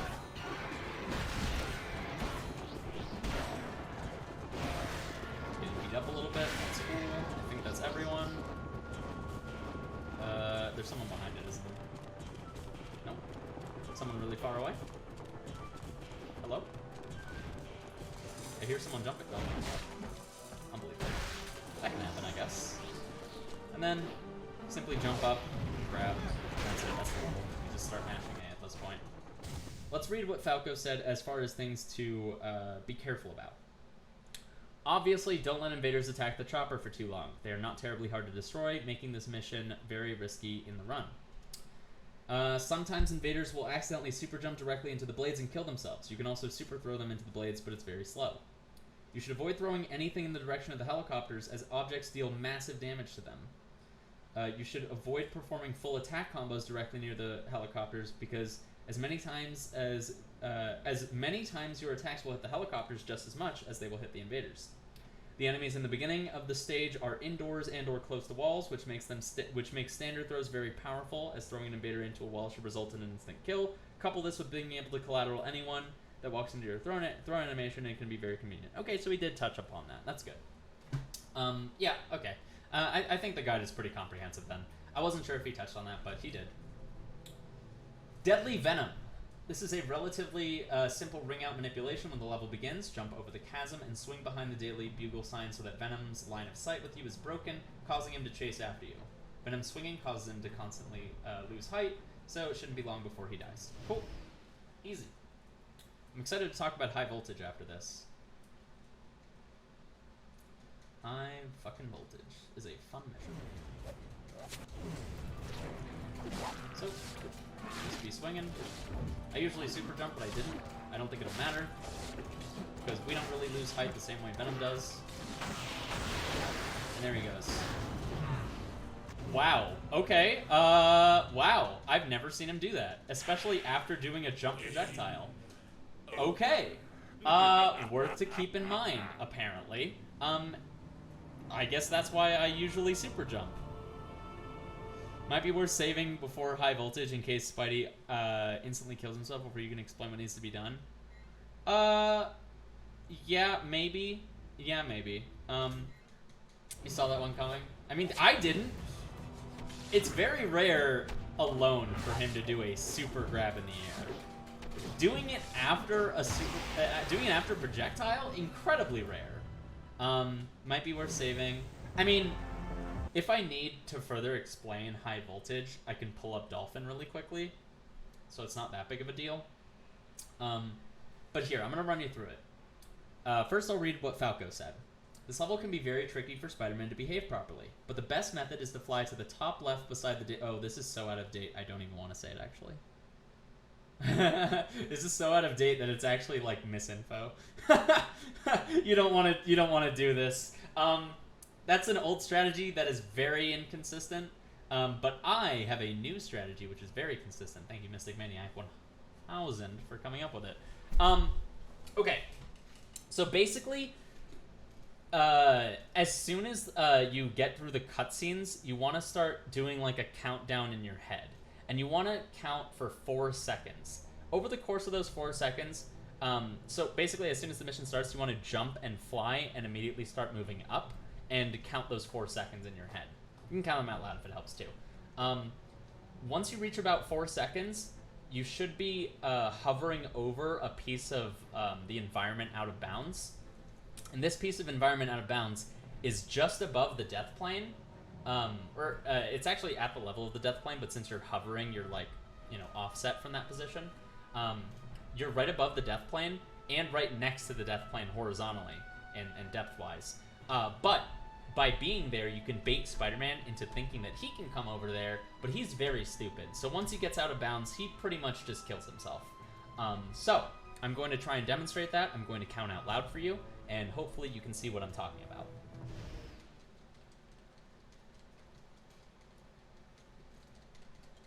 Oh, and the other reason we do this is because Johnny Ohm loses a lot of energy when he flies for too long. And loses height. 2, 3, 4. Should be good, even with the camera not showing me. I went too far. I fucked myself. That's okay. I get to show it twice.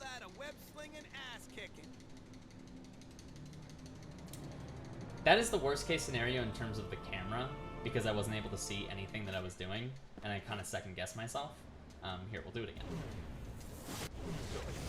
1, 2, 3, 4. You can see, I'm perfectly in position. Now we just need Spider-Man to behave. He starts behaving. As soon as he does that, you can start gaining height because you know that he's killing himself. You can start going for an air grab if you're worried that he might do it to you. Yeah, that's it. That's the mission. The reason the old strategy was so bad is because not only was it inconsistent, but we were losing so much energy flying over the abyss as Johnny Ohm. However, if you're just hovering off of the ground, you're not using a lot of energy. So we can use that to our advantage. And I've never encountered a scenario where we're hovering over there for the full duration of our energy and Spider-Man hasn't caught up to us. Spider-Man always gets there before we run out of energy. 100%. Guaranteed. Okay. Field trip to hell. The goal of this mission is to destroy all 5 Turlin engines. The last 4 will be behind a shield wall until the first is destroyed. The fastest way to destroy a Turlin engine is with 2 aerial super attacks. Note, aerial super, not flying super. However, you will only be able to destroy 4 of the engines with this method due to the energy consumption of the move. For this reason, the best method is from the starting position, jump over the ledge, pick up one of the rocks underneath the starting ledge, jump and throw the rock into the first Turlin engine.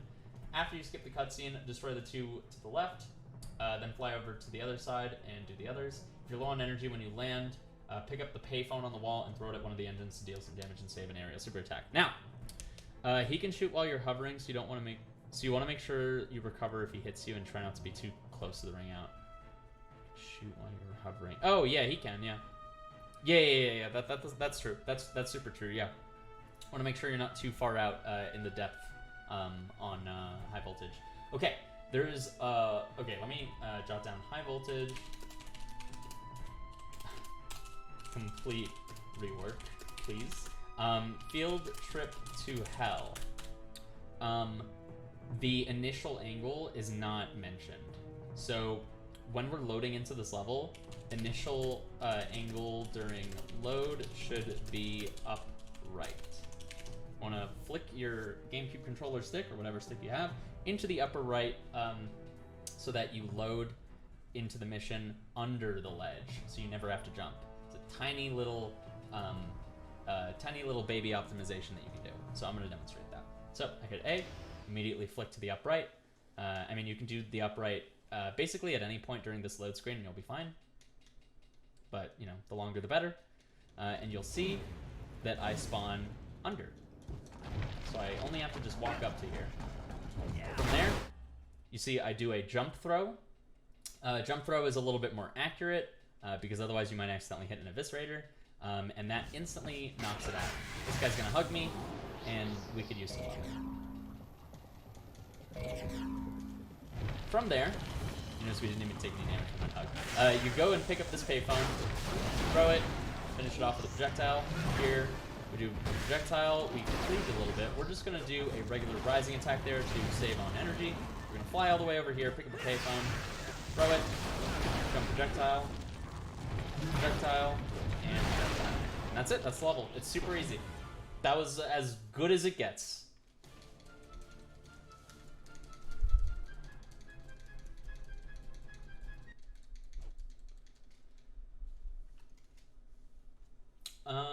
Torchbearer is a super long mission and also a potential run killer. Now, I think this is the last major run killer of the game, but, you know, your results may vary. But it's a long mission, a lot can go wrong, and if you're not confident or comfortable with Human Torch, it can definitely be a problem. So I highly recommend practicing this level, because there's no way to heal yourself in the middle of it. General tips. Torch is more accurate in his flying projectiles if he's holding B at the same time. This can be awkward because he'll rise, but it's worth keeping in mind at longer ranges. Torch can stagger his super attack combo and deal a lot of damage by continuously using the first hit. So you basically do super attack, delay, and repeat. I'll demonstrate that a few times. Dodge plus attack can be a good way to launch enemies for an aerial attack combo and deal a lot of damage. Aerial recovery, L plus R when you're getting launched, is taxing. Sometimes Torch gets stuck and cannot act at all for a few seconds after recovering, so it's worth keeping in mind when you're deciding, is it worth recovering here? Obviously, if you're low on health, it's always worth it. Obviously, if you're low on energy, you may not even be able to, but it's worth keeping in mind. So the first pack, and I'm going to do the thing I did with Seek and Devour, where I'm going to do the first pack, and then I'll get into the mission, and then I'll, pause between packs. So first pack, there's a couple of poles in this section of the hallway and later ones, and they look like toothbrushes, so I'm going to refer to them as toothbrushes. Oh yeah, by holding B I mean holding the jump button, which varies by controller. Yes, of course. So toothbrushes. Fly to the left toothbrush and grab it. An eviscerator will spawn close by, swing at him, and he'll die in one hit. After that, you have 2 eviscerators and a mauler, which will spawn near the other toothbrush. Try to cleave them, and you should be able to kill the trio with this toothbrush. When the toothbrush inevitably snaps, grab the other one if it's still available, and use this to cleave the incoming 2 eviscerators and anyone left over from the previous trio. Cleave with projectiles and staggered super attacks to the extent that you must, and then move into the next room, which has 3 barrels. Yeah, it does use a lot of energy as well. Yeah. Okay, so we're going to do this first pack, and then we're going to pause and talk about the second pack.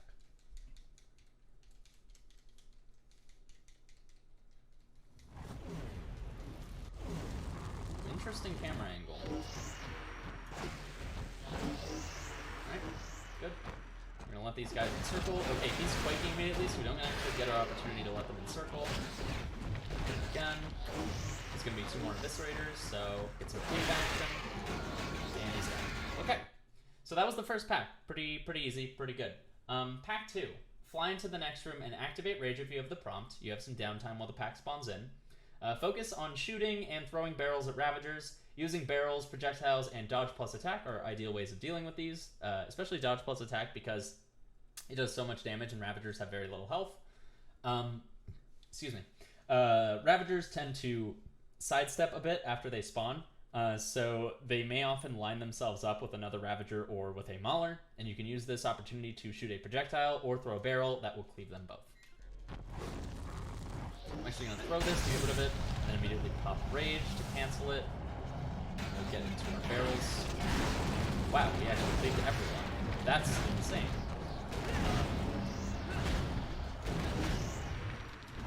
Okay. He actually did a quick quake there. We don't have a lot of barrels to look at here, so we'll do dodge attacks. Unfortunately, when a Ravager does that jump shot, it's really good that we got to see this early.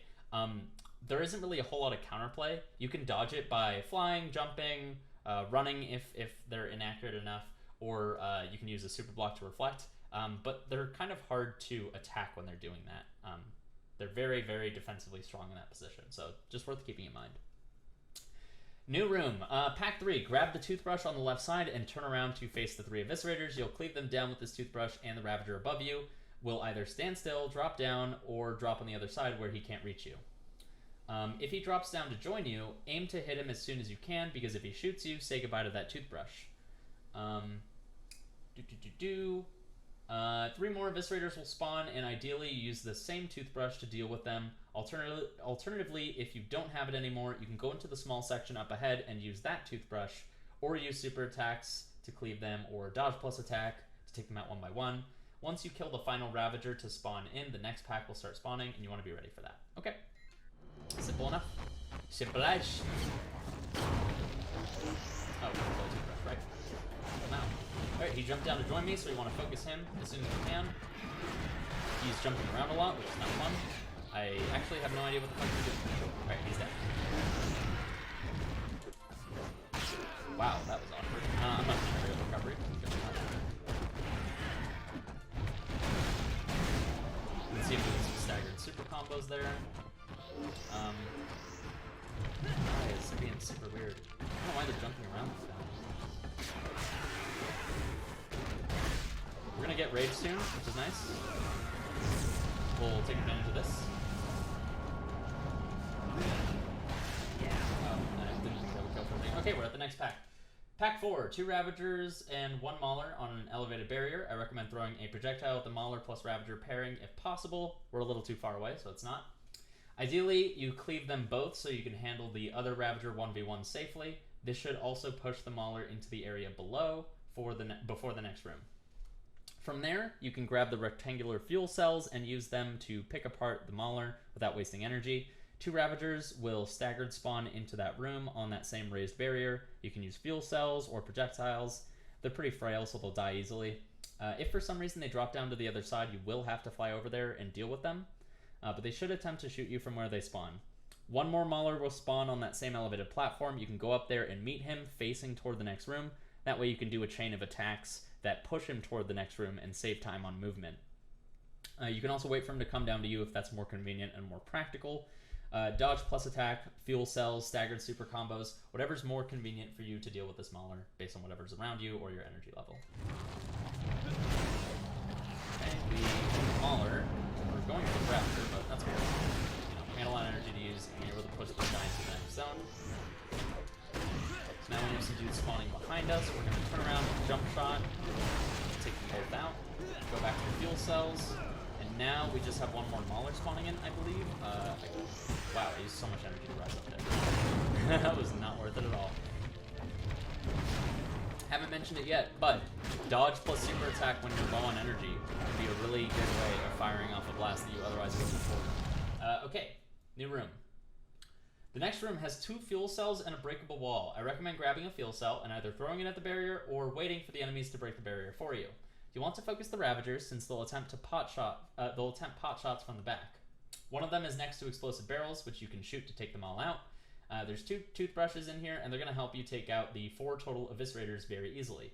If there's no Ravagers around, even if one is able to spawn, I recommend grabbing a toothbrush and using it to cleave the eviscerators and the Mauler. It's good to use said toothbrush on these Ravagers as they spawn, so that they don't knock it out of your hands. However, be mindful that a jump shot from a Ravager has little to no counterplay. I mentioned this earlier. I recommend flying or jumping to dodge the shot if you want to keep your toothbrush. Use the other toothbrush to continue cleaving them down. If there are no other brushes and you still have enemies to cleave, projectiles, staggered super attacks, barrels, you can cleave them down. Okay, let's do it.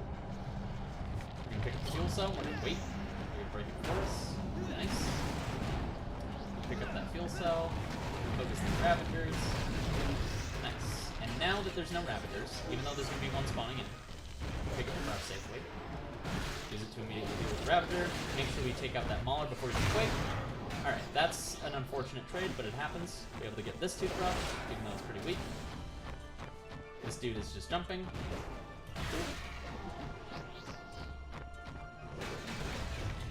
Alternatively, you can hold on to one of the toothbrushes for the last pack, which has 2 Maulers. May be helpful. But, it's not a huge deal either way. Do whatever you want. This dude.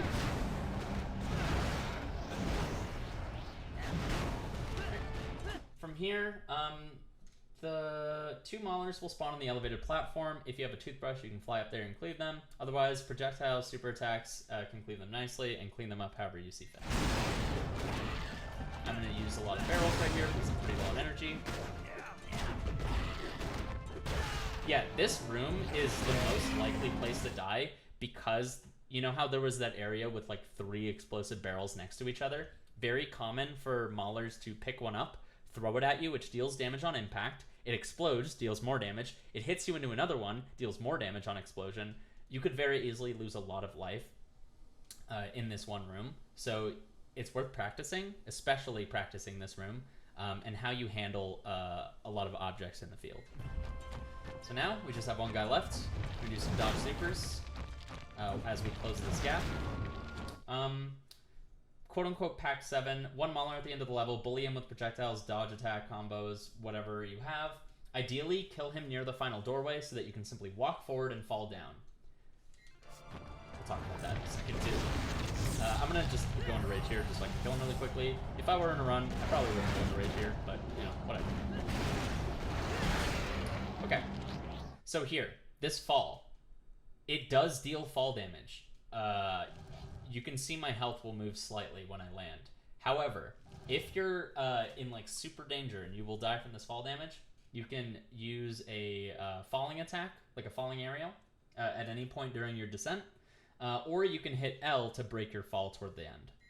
I'm not worried though, but you can see that I'm going to take damage here. A decent chunk. You know, just a little bit. But that's Torchbearer. That is a difficult mission, and ideally you got through it just fine.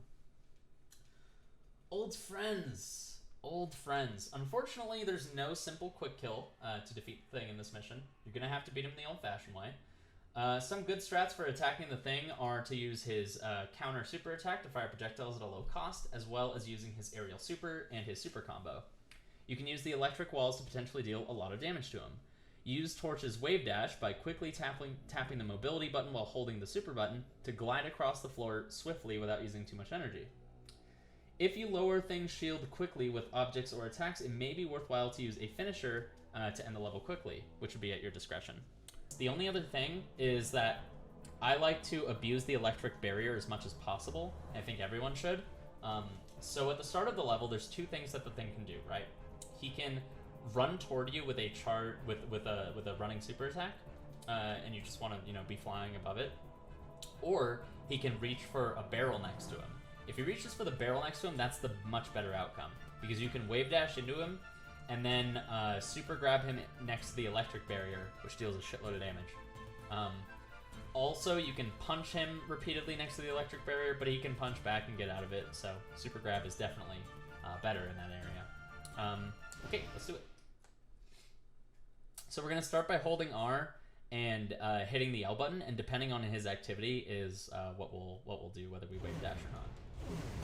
Okay, he came in with the charge attack, so what we do is we get out of the way, and we just start pushing him toward one of the electric barriers. You don't want to do raw super attacks if you can, because he's going to reflect them.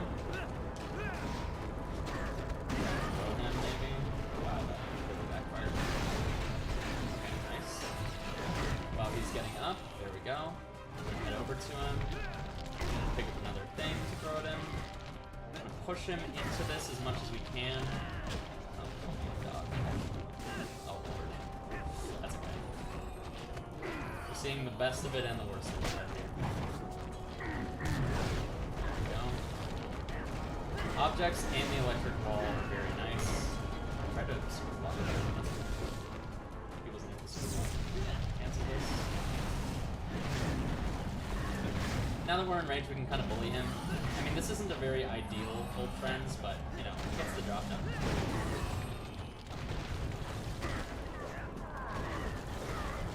Punch this at him. Haven't really mentioned, but sometimes punching an item at someone is a little bit more favorable, a little bit easier.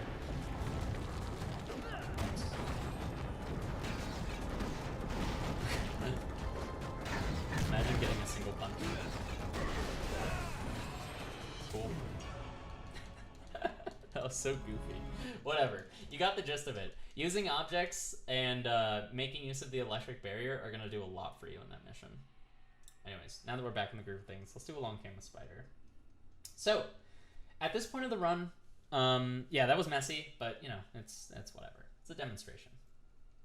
Hey, okay, I know it was kind of a mess, alright? I also fucking wasn't playing the game for like 30 minutes because I was doing shit. Okay, anyways, moving on. My fucking fragile ego. At this point in the run, we generally believe that the next sacrifice mission can be either a Long Cama Spider or Rage of the Beast, depending on your skill with either Spider-Man or Wolverine, or which level you feel more comfortable in. The only effect that this mission, that this decision has, is the change in the menuing for doing the other missions after in the run. If you choose ACAS, which following this route should be, it should be in the first mission slot, then Iron Man's missions, which play next, will be in the first mission slot. If you do Rage of the Beast, then you'll have to do extra inputs because they'll be in the fourth mission slot. The time difference is very minimal and comes down to only a few seconds, so if you're good enough with Wolverine, Rage of the Beast can be much faster. It's at your discretion. Okay, for ACAS.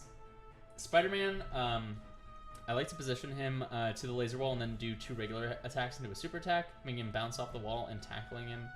Ooh, that's interesting. I generally recommend a new runner to do a cast. Yeah, absolutely. I'm not even going to show Rage of the Beast because I don't trust myself, and also it would be a lot of work. I'm just going to show a cast. So, Spider-Man outclasses Human Torch in terms of strength, and so the best way to defeat him is to utilize this to your advantage. You start in the top left corner of the room, and from this position you want to run behind the stone column next to you to break his line of sight and cause him to get close. While waiting for him to get close, you can pick up one of the heavy crates nearby or the forklift and quickly deal a huge amount of damage to Human Torch. The tall oil tankers can deal a great amount of damage, but their shape makes it pretty hard to land a hit. Spider-Man's finisher may or may not be justified depending on how quickly you're able to lower his shield. It's among, I'd say it's like, it might be one of the faster finishers, or like at least average, so it's not a bad idea to go for, obviously. Anyways, let's get into it.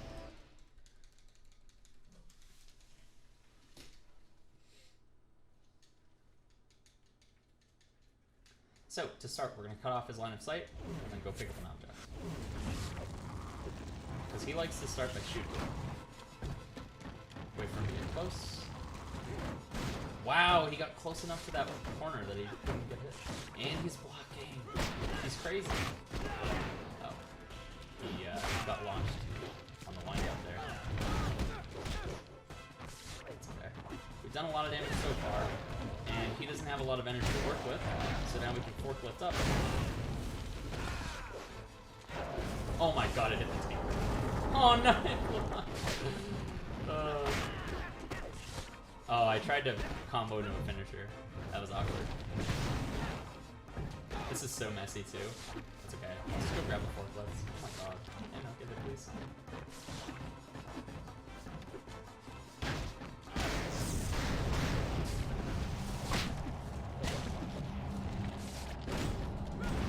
Oh my lord. He's gonna shoot me right now.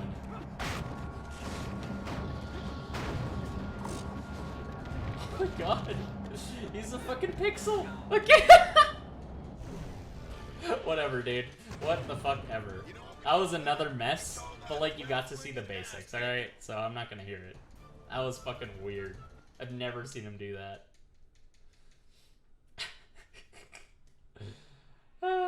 Okay, Scuttle. For this mission, you have to kill all enemies and destroy the central computer. The first two enemies that spawn are two decapitators, one after another, coming from either hallway. The jewelry cases are useful in dealing some immediate damage, followed by super combos or super projectiles, but be mindful of your energy consumption. After the two decaps, fly into the green hall, and 3 to 4 invaders should be spawning there. Once they're fully spawned in, you can use a flying projectile to potentially kill all of them in one shot. After this group, several more invaders will spawn, using Iron Man's regular combo to fight them until Iron Man gets Rage, where you should be able to switch to using projectiles as much as possible. This should kill most of the invaders in one hit, as long as they crash into a wall. After the invaders are killed, 3 decapitators will spawn, and it's important for... I lost my place. It's important to remain in the green hallway during this time, as to maybe bait the 2 decapitators on the other side of the room to fall into the electric floor. Otherwise, use similar tactics, and after the decapitators, 3 invaders will spawn, which are easily killed, then a decapitator and 2 invaders. When these enemies are defeated, the electric floor will disappear. Alright, and then I'll pause there and we'll read the next chapter. The only difference is I don't stay in the hallway to bait enemies into the electric floor. I engage them directly. And I don't use a super missile to potentially hit the 3 to 4 invaders in one hit. Instead, I pick up a javelin, because I find that to be a little bit more reliable and a little bit energy friendly.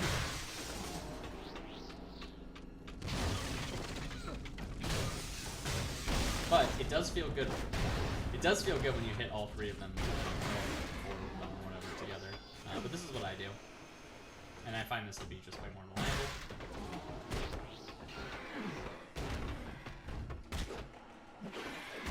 Oh, Jesus.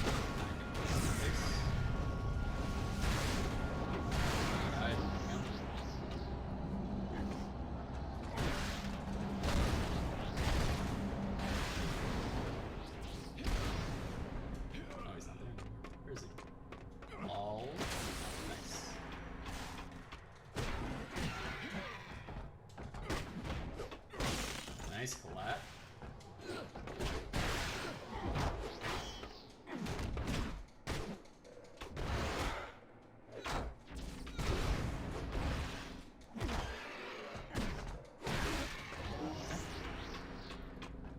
Jewel case. Javelin. Then we'll activate rage. Wait, it's a little bit. Shit. Woo! Barely got it inside. Worth noting, Iron Man has the shortest rage window. He can only be in rage for 11 seconds, I believe. There it is. I think he's by that pillar, isn't he? Where is he? Oh, he's up there. This is the last guy for the barrier break, so we want to be good on energy here. When the electric floor disappears, skip the cutscene as soon as you're able and jump down behind the obliterator as it's spawning. Super grab it and it will fly into the reactivated electric ceiling, taking loads of damage. Jump down, throw an object at it to finish it off. Obliterators cannot catch objects cannot catch objects and show all. I think you meant to say and so all obliterators in this section are best killed either while in rage or with super projectiles or his infinite aerial super or with objects. Invaders can be defeated using the same methods as prior. Destroy the computer console when the decapitators spawn. It is best to use a heavy object to throw and kill the decapitators with the same methods as before. Final enemies in the match will be obliterators. Cool beans. So, go down here. I actually like to do a super attack into the super throw, because sometimes it means that you fall down with the obliterator and you don't have to drop, which I think is nice. And it looks cool. We're all about looking cool. That's why we play obscure, horrible video games.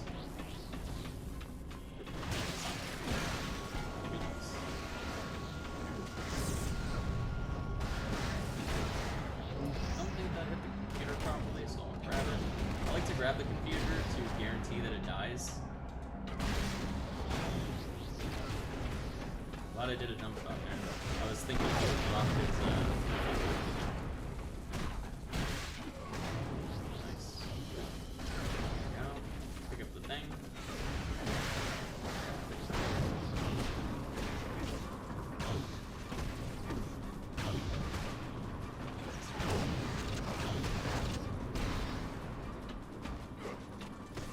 What the fuck? There was a tiny change in elevation, which made it so that my dodge attack wasn't a dodge attack. Amazing. Wow, the fucking dumb shit. Whatever. That was fine. That was a fine mission. I'm not gonna get too crazy about it.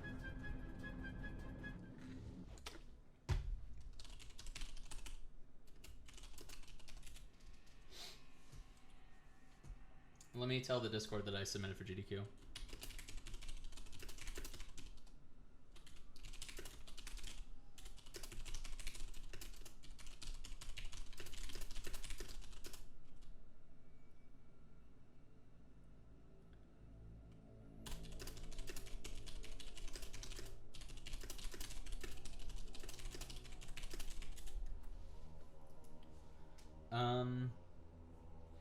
Cool. Where did I get? Oh, okay, never mind. Oops, I changed scenes. There we go. We're good. Okay, we're good. Call of Heroes. The premise of this level is similar to Airlift, where you have to defeat enemies without the satellites being destroyed. Invaders will spawn first, which can be easily killed by Iron Man's regular combo, or usually a single shot from his super attack. During the time that invaders are spawning, attempt to destroy at least one part of the daily bugle sign to create a gap. This is because after the invaders spawn, decapitators will come in and they'll try to chase you or head to the satellite. Attacking the decapitators will make them fixate on you instead. Attack the decapitators that are attacking the satellite so that they follow you, then jump off the daily bugle building to the rooftop below. The decap should follow you and will always die on impact, and you can do this until the first satellite is secured. And then we'll talk about the second one when we get to it.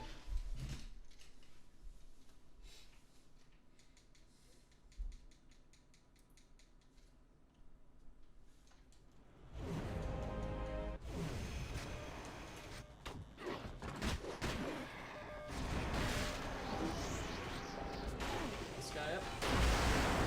Wow, that's rare.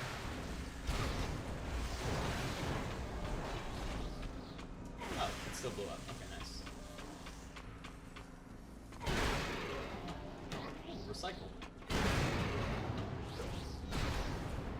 Once these guys get to the satellite, they come to a full stop, so you can shoot them more accurately.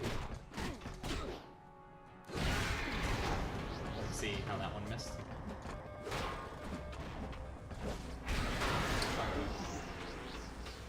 So we see if they're gonna fixate me. One of them is. Just do a jab grab. Sometimes when you jab them, it's just more opportunity to just grab them right after. Kind of play it by ear. Let's see if they're headed for me or the satellite. One of them wants the satellite. Let's let this guy get his fix first.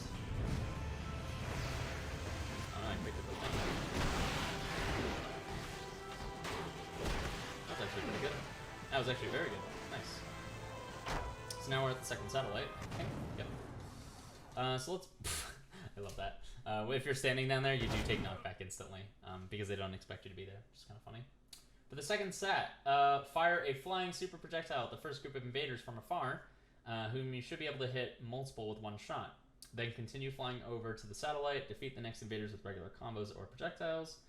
When the decaps spawn on the rooftop next to the second satellite, it is possible to fire a super projectile to recoil them off the building instantly. The final enemies of the level are two desolators that appear on the rooftop below the Daily Bugle building and can be killed with projectiles or air grabs. So, let's do that. So we let them group up, and that means we can get all of them together. Nice and juicy collateral.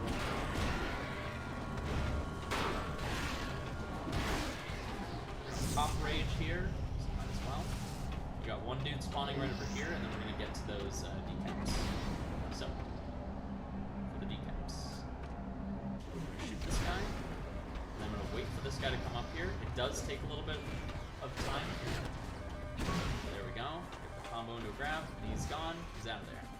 We come over here, we grab this guy, and then there we go. Easy, just like that. That's probably the most ideal way to do Call of Heroes. There were a couple of invaders in the very first satellite I could have dealt with better, but that's how you do it. Okay, Eternal Soldier. Now we have fun time. This is one of the more difficult boss fights in the game, as there's no environmental damage that can reliably hurt Brigade, as well as there's no possibility for a ring out. As such, we have to go to old school for this mission and pummel him. Before fighting Brigade, work your way around the room to destroy the Tesla coils that power the machine in the center of the stage, ending with one at the highest elevation, as Brigade can use it to regain health and energy. The Tesla coils must actually explode for them to count as destroyed. Launch attacks are best from this. From there, it is best to jump down and attempt to hit Brigade with heavy objects, however this may be difficult as he has maximum health and can catch anything you throw at him. You should eventually get Rage, and at this point, hopefully Brigade's shield is relatively low. While in Rage, use Iron Man's infinite super attack to hopefully finish Brigade off. If you lower his shield quickly enough, it may be worthwhile to do a finisher on Brigade to end the fight quickly, as Iron Man's finisher is only a few seconds and guarantees a victory. This should be to your discretion. Now, let's talk about the advanced strategy. Let's talk about what the cool kids do. So, when this mission opens, there's a skippable cutscene and then two unskippable ones that reveal the Tesla coils you're meant to disable. Do not touch the control stick until the second unskippable cutscene starts. As long as you wait until then before holding a direction, you may now hold down right to head towards the first Tesla coil. If done right, Brigade will immediately grab a barrel, thus he cannot block, dodge, or shoot you. Grab the Tesla coil and fly and throw it at him. It should hit him, dealing a lot of damage, and ideally hit him again on the way down or knock him into a pillar. From there, head to the bottom left Tesla coil and fly throw it at him. From there, he should be extremely weak, and you should have a lot of energy. So now your goal is just to play goalkeeper, while killing him as safely as possible. Use projectiles, homing missiles, objects, whatever you can to prevent him from getting into the center and healing. Use any kinds of objects you can, because he's taken so much damage he should reach danger pretty prematurely, and you can use this opportunity to get a finisher if you're able. So, let's demonstrate. We're going to be skipping the first cutscene, and then the second two are unskippable, so we'll just wait until the second one starts, and then we'll hold down and right. Let's do it. You do not want to touch the stick until I say so.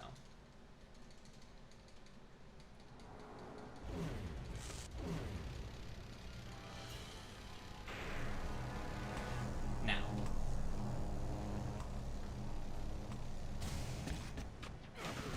Yep, he picked up a barrel right on Q. He took 1,000,000 damage. Oh, he is way too close to the ring though. So we want to push him out. He's using all his energy. Blast him away. Now he's so far away that we shouldn't have any trouble keeping him there. Unless he does that. Now we have rage, so we can do aerial supers. Like that. Can't see a goddamn thing. This is the super infinite, by the way. You basically jump, shoot, and you just continuously shoot, and you'll never land. You just spam it. So yeah, that's how the big kids do it. If you're a little baby, if you're a little bitch, sorry, I shouldn't talk like that. If you are uncomfortable doing the advanced strategy, you should disable all of the Tesla coils by launch attacking them or by throwing them. And also, I should mention, the reason that we fly throw with the Tesla coils is because by throwing them from the ground, as I mentioned earlier in Fatal Heat, it's not very accurate. You're most likely going to whiff. But if you fly throw, you'll throw them at like a more horizontal level, so it won't pass over their head like it usually does. Okay, Casualties of War. We do have to flick over to the second mission slot. One of the easiest sacrifice missions in the game is saved for the end of the game, mostly so that we can take some stress out of the late game. It's best to open up the level with a single super attack, as it usually hits Wolverine and gives you a moment of advantage. Brigade far outclasses Wolverine in terms of strength, so it's very easy to kill Wolverine with heavy objects. The only defense he has is his super block, which he does frequently. But he'll quickly run out of energy if he continues to do it, so he should not give trouble for too long. The best object to throw at Wolverine is the semi-truck. Now, one thing that this leaves out, which I will take a mention of, Casualties of War, thanks to Mystic, I like to start by grabbing the pole, because the pole can be used not only directly to deal damage to him, because if you hit him with a pole twice and then throw it at him, it kills him. But also because it can diffuse him without wasting energy. And energy with Brigade is way more of a burden than it is with anyone else, because he can go insane. But yeah, other than that, everything is basically the same. And you can go for ring outs if it's opportune for you. You can very easily ring out Wolverine. So to start, I'm going to immediately turn right and grab this post, this line post. He's going to jump up. I didn't hit him, so I'm going to go down, and I'll hit him. Try and shoot him, so I can pick up the semi-truck, get him while he's down. Now he's down. Okay. I might go for a finisher here. Wow. Wait, I actually just might go for a... Hold on. He shouldn't be this alive. You know what I should have done when he was down and I just used the semi-truck? I should have just punched it into him, but I didn't. He's dead. There we go. That was a little sloppy, but, I mean, you got to see where and how Brigade really shines in this matchup. So I think, you know, it's fine. That was a long victory. Yeah. Annihilation. Didn't go insane. Got to do a lot of damage with the pole and with the semi-truck. Unfortunately, didn't get to kill him with the semi-truck or the pole, but, you know, that happens. Anyways. We are in the home stretch. We are at Master of Magnetism. Magneto's first level is a quick one if done well. The first objective is to destroy the 8 Tesla coils around the room. Begin with the ones close to the starting position. Yeah, there are a ton of different ways that you can kill Brigade or Wolverine really fast, and his finisher is really fast too. Yeah. Absolutely, you guys are right. Yeah, after throwing the truck. Yeah, I probably could have just gone for it instead of like trying to throw the truck again. I could have just like tried to just punch him because he's not going to super block a punch, and then confirm that into a finisher. So that's another way I could have done that. Anyways, enough hindsight. Master Magnetism is a quick one if done well. Begin with the closest one to the starting position, and while flying, super grab them, followed by immediately pressing the attack button to instantly pick them up and immediately throw them. This is something exclusive to Magneto. Excuse me. This will usually destroy them, especially if you are holding down the super button as well to perform a super throw. Work your way around the room doing this. Sometimes the Tesla coils will not explode, at which point you may have to pick them up and throw them again. After all are destroyed, attempt to charge your energy a little bit. Ignore all the enemies during the first phase because they'll do nothing for progression. When the shield on the door goes down, begin flying and use his super throw ability to quickly destroy the door, fly into the next room, do another super throw on the last door, and then fly attack through the end. Worth noting, this is one of the few missions, maybe the only mission, that doesn't have an intro cutscene. So instead of mashing A like you usually do, just hold L. Just like that. But yeah, we're doing super throw and immediately attacking so that we can just immediately launch it. This is something Magneto can do specifically because of the way that his super grab works. I think that's all of them. Okay, we had to go back for one more, but that's fine. Now our goal is to just get over here and start charging energy.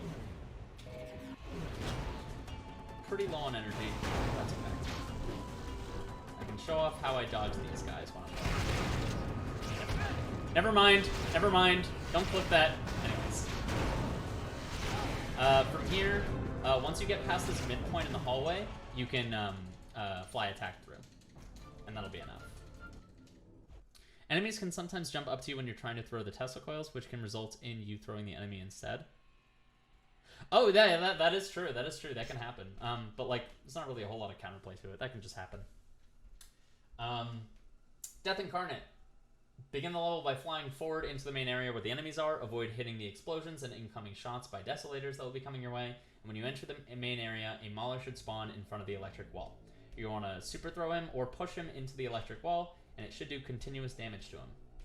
Aerial grab the desolators who spawn and use Magneto's super attack as well as his aerial combos and super thrown objects to quickly defeat the Maulers using Magneto's quick throw as seen in Master Magnetism. It's important during the first phase of the mission to make attempts at keeping the enemies from destroying the tank, as the tank is very useful in the second phase. And then I'll, cross that bridge when we get there. Let me put my mouse cursor there. Okay.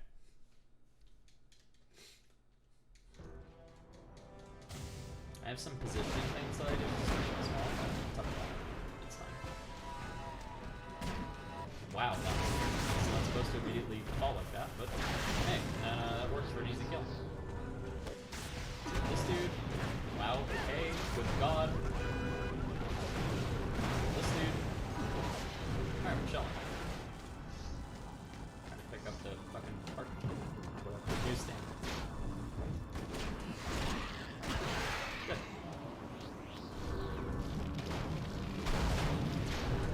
I like to pick up that barrel, or at least be in that general position, so that I don't have them hit the tank. From there, I can pick up this car. This car may flip out on me. Sometimes it does. It's actually weird. Usually the fire behind it causes it to flip upside down. But it always lands right side up. And sometimes it's on fire, but usually isn't. Okay, that was a really quick phase one. Now, when the electric wall goes down, you want to super grab the tank.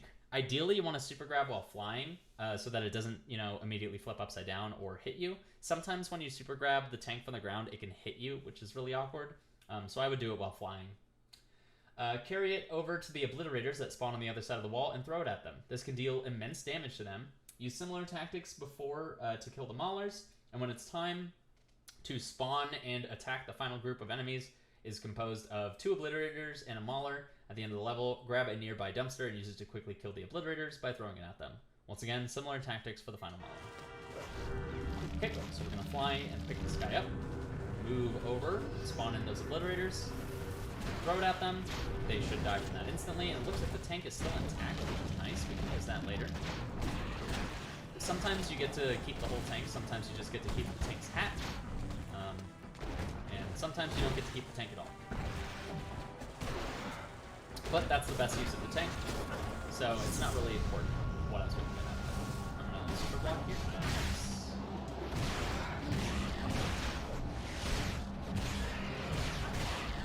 Kid. Nice. Move into the next section.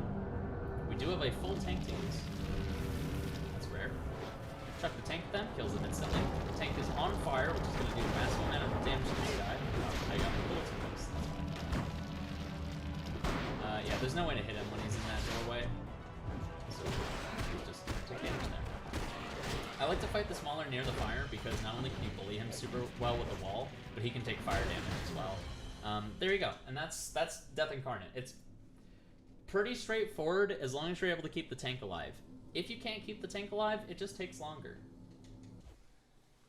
Alright, we have 2 really easy missions, and then we have the last 2 missions of the game.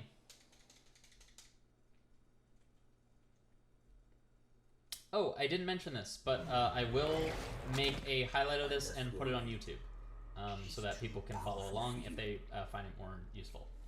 For this level, it's a simple ring-out manipulation. You fly over the chasm, and Hazmat should follow you. If he does not, you strike him once with a flying super attack, and it should get his attention. Since Hazmat has a very good swinging ability, it may take him some time to ring out, and if this happens, you can aerial grab him directly into the ring-out plane. So, here's what we're going to do. We're going to get him to fly, or swing over here. Very nice. Now we're just going to throw him, so that he can't throw us. Then we stand. Sometimes Hazmat doesn't want to fly. In the event that he doesn't want to fly, I recommend picking up the tank and throwing it at him.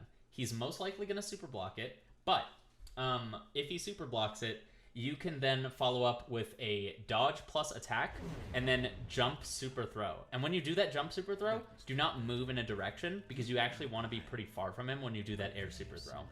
And that will send him off the map as well. So that's another option you can use. Obviously, if the tank hits him, if he doesn't super block it, it's going to do 1,000,000 damage, and you can just throw it at him again, and he'll die. For this, Magneto may attempt to fire his projectiles, so you want to break his line of sight and just force him to ring himself out, or use an air grab if you need to. Super jump, and then just start teleporting around. And you can basically just spam teleport. He uses very little energy. But if we want to break his line of sight, we do want to get pretty low. So here's pretty low. He's low on energy, and he can't shoot me, so he's going to come over. He's going to realize that he is dying of old age, and then he dies of old age. Okay. Paragon's Revenge is a long mission with a lot of shit. Why did you? It's really hard, too. It's potentially a run breaker. It is the last possible run breaker, I would say. I'm going to pause as soon as we get in here so I can actually talk. Oh god, my voice.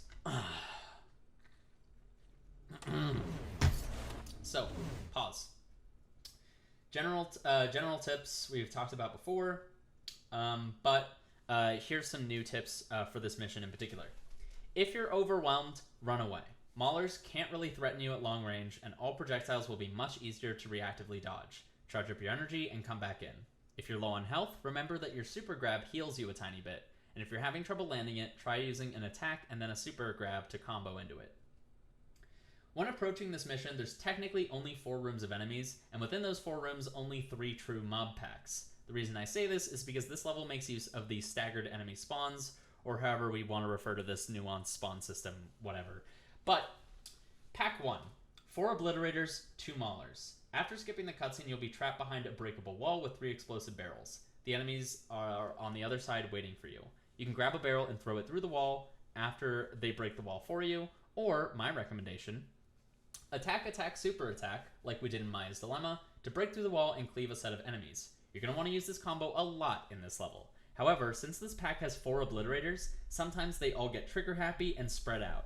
In the event of this, you'll want to use the mobility button to teleport around and dodge the blasts, and combine that with teleport plus attack to isolate an enemy and deal a lot of damage to them. Not only can this kill an Obliterator, but it lets you take favorable engagements even when all 4 are shooting at you. Use this to thin out the shooters, then get back to cleaving as much as you can. If you're able to finish this pack far from where you start this mission, you should be able to preemptively spawn Pack 2 before the barrier comes down.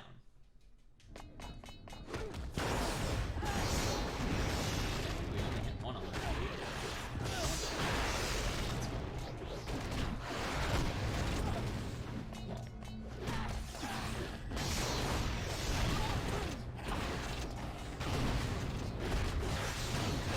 Nice, we were able to dodge while we were doing that swarm attack. Worth noting that Maulers cannot block when they're doing a quake. They cannot do anything about you. Alright, Pack 2. 2 Obliterators, 2 Maulers. Should be no excuse not to use your combo that cleaves. But now you will run into the first wave of staggered spawns. Some point while you fight these 4 enemies, or after they're all dead, you'll get 1 more Obliterator, then 1 more Mauler, then 1 more Obliterator behind the breakable pane in the barrier. Whatever works best for these. If multiple enemies are around, cleave them. If only 1 enemy, and you can use the combo, make use of objects, teleport attack, whatever you think is best. It's a good mission to try a multitude of tactics because Maulers and Obliterators hardly use their very fast attacks. So if they want to attack, you can stuff them out, and if they want to block, you can mix it up.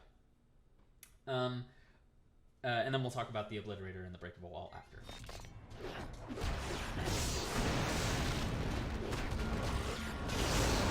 We have Rage Prompt, so we face left, we can Rage. Now we don't even have to do the combo, we can use our super attack as well. Also use Teleport plus super attack, which is pretty strong. Closing gaps and cleaving at the same time. This guy's bullying me.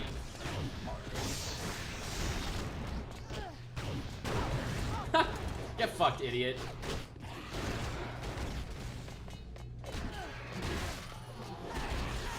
Should be able to get 2 stomps on Obliterators usually. They don't really get up instantly. They kind of like being stomped on, if I'm being honest.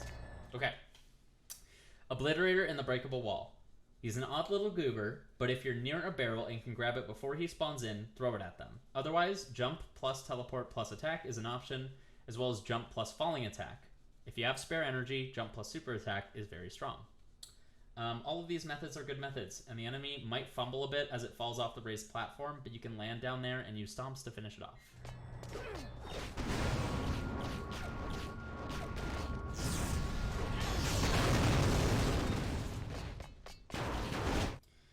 Pack 3, Obliterator plus Mauler, very easy duo, however they spawn right next to explosive barrels. If you have low health, consider using a super attack to take them out at range and blow up all the barrels. The particular set of barrels can be a nuisance and is a large hazard as the mission goes on. You can safely do attack, super attack on one of the enemies, the Obliterator being easier, but if you're worried about the barrels, then take the safe approach at range or wait for them to move to you. You can also throw barrels from the previous hallway section if it's convenient. During or after this duo, you'll get 4 more Maulers on staggered spawns. Everything I've said before stands. The cleave combo, the safer approaches, use of items, teleport attacks, whatever. Be mindful of the spawns for that set of barrels, because Maulers might spawn right next to them as you're trying to hit them, and Paragon's attacks are disjointed enough that you might accidentally hit a barrel as well. It's recommended to watch your energy while fighting these Maulers, because ideally when you kill the last Mauler, you should have at least 1/3 of your energy or rage mode.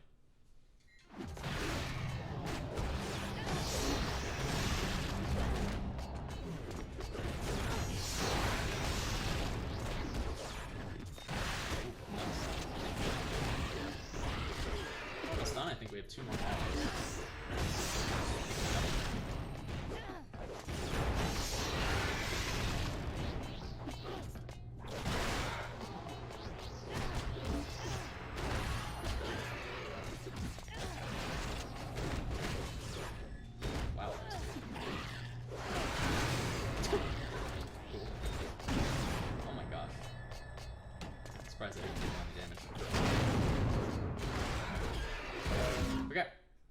Oh, nice. We even got a rage prompt for this. So, the easiest and fastest way to complete the mission is to wrap around the circular chamber counterclockwise and use jump plus super attack to spin cut through each clone pod. This also keeps you from getting shot or exploded for the most part. If you're low on energy, too low to use jump plus super attack, use a jump plus falling attack. The rising attack is very weak and takes at least 3 hits to do anything to a clone tank, but the falling attack hits harder and has a landing hitbox. Be mindful if you're low on health, because if you're low on energy and health, it might be a good idea to just get out of the clone room altogether. By moving into the hallway, enemies will be forced to chase you and reposition, and you can use this opportunity to charge up.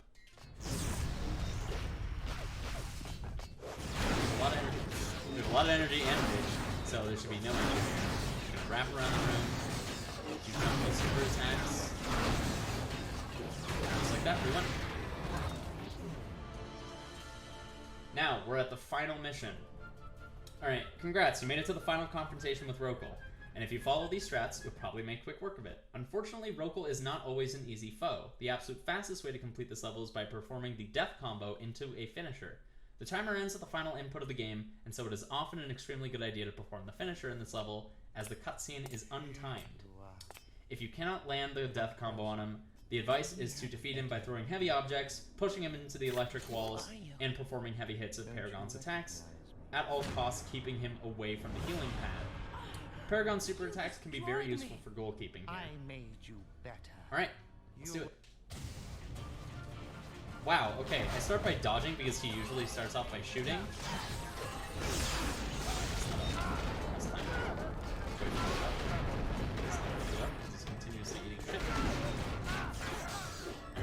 There we go, that's the death combo. And I think he's low enough that he should die from 1 or 2 blasts. Pick up a barrel, he's got this. Give him for a second there.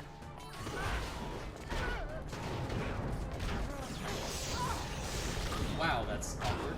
Wow, that's awkward. Do not get a movement, you fucking bastard. Alright, we got more of the mission to watch. Wait, no, he left! Wait, he left! Wait, what? What is he doing? He's healing offset from the healing chamber. I know he can do that, but like, that's so rare. Fucking bastard. I hate this guy. This is so weird. Alright, whatever. We just mashed buttons and ran through them. And that's how you, that's it. That's how you do it. You got to see the death combo, you got to see some shenanigans. Rokel's a massive troll, so these things happen.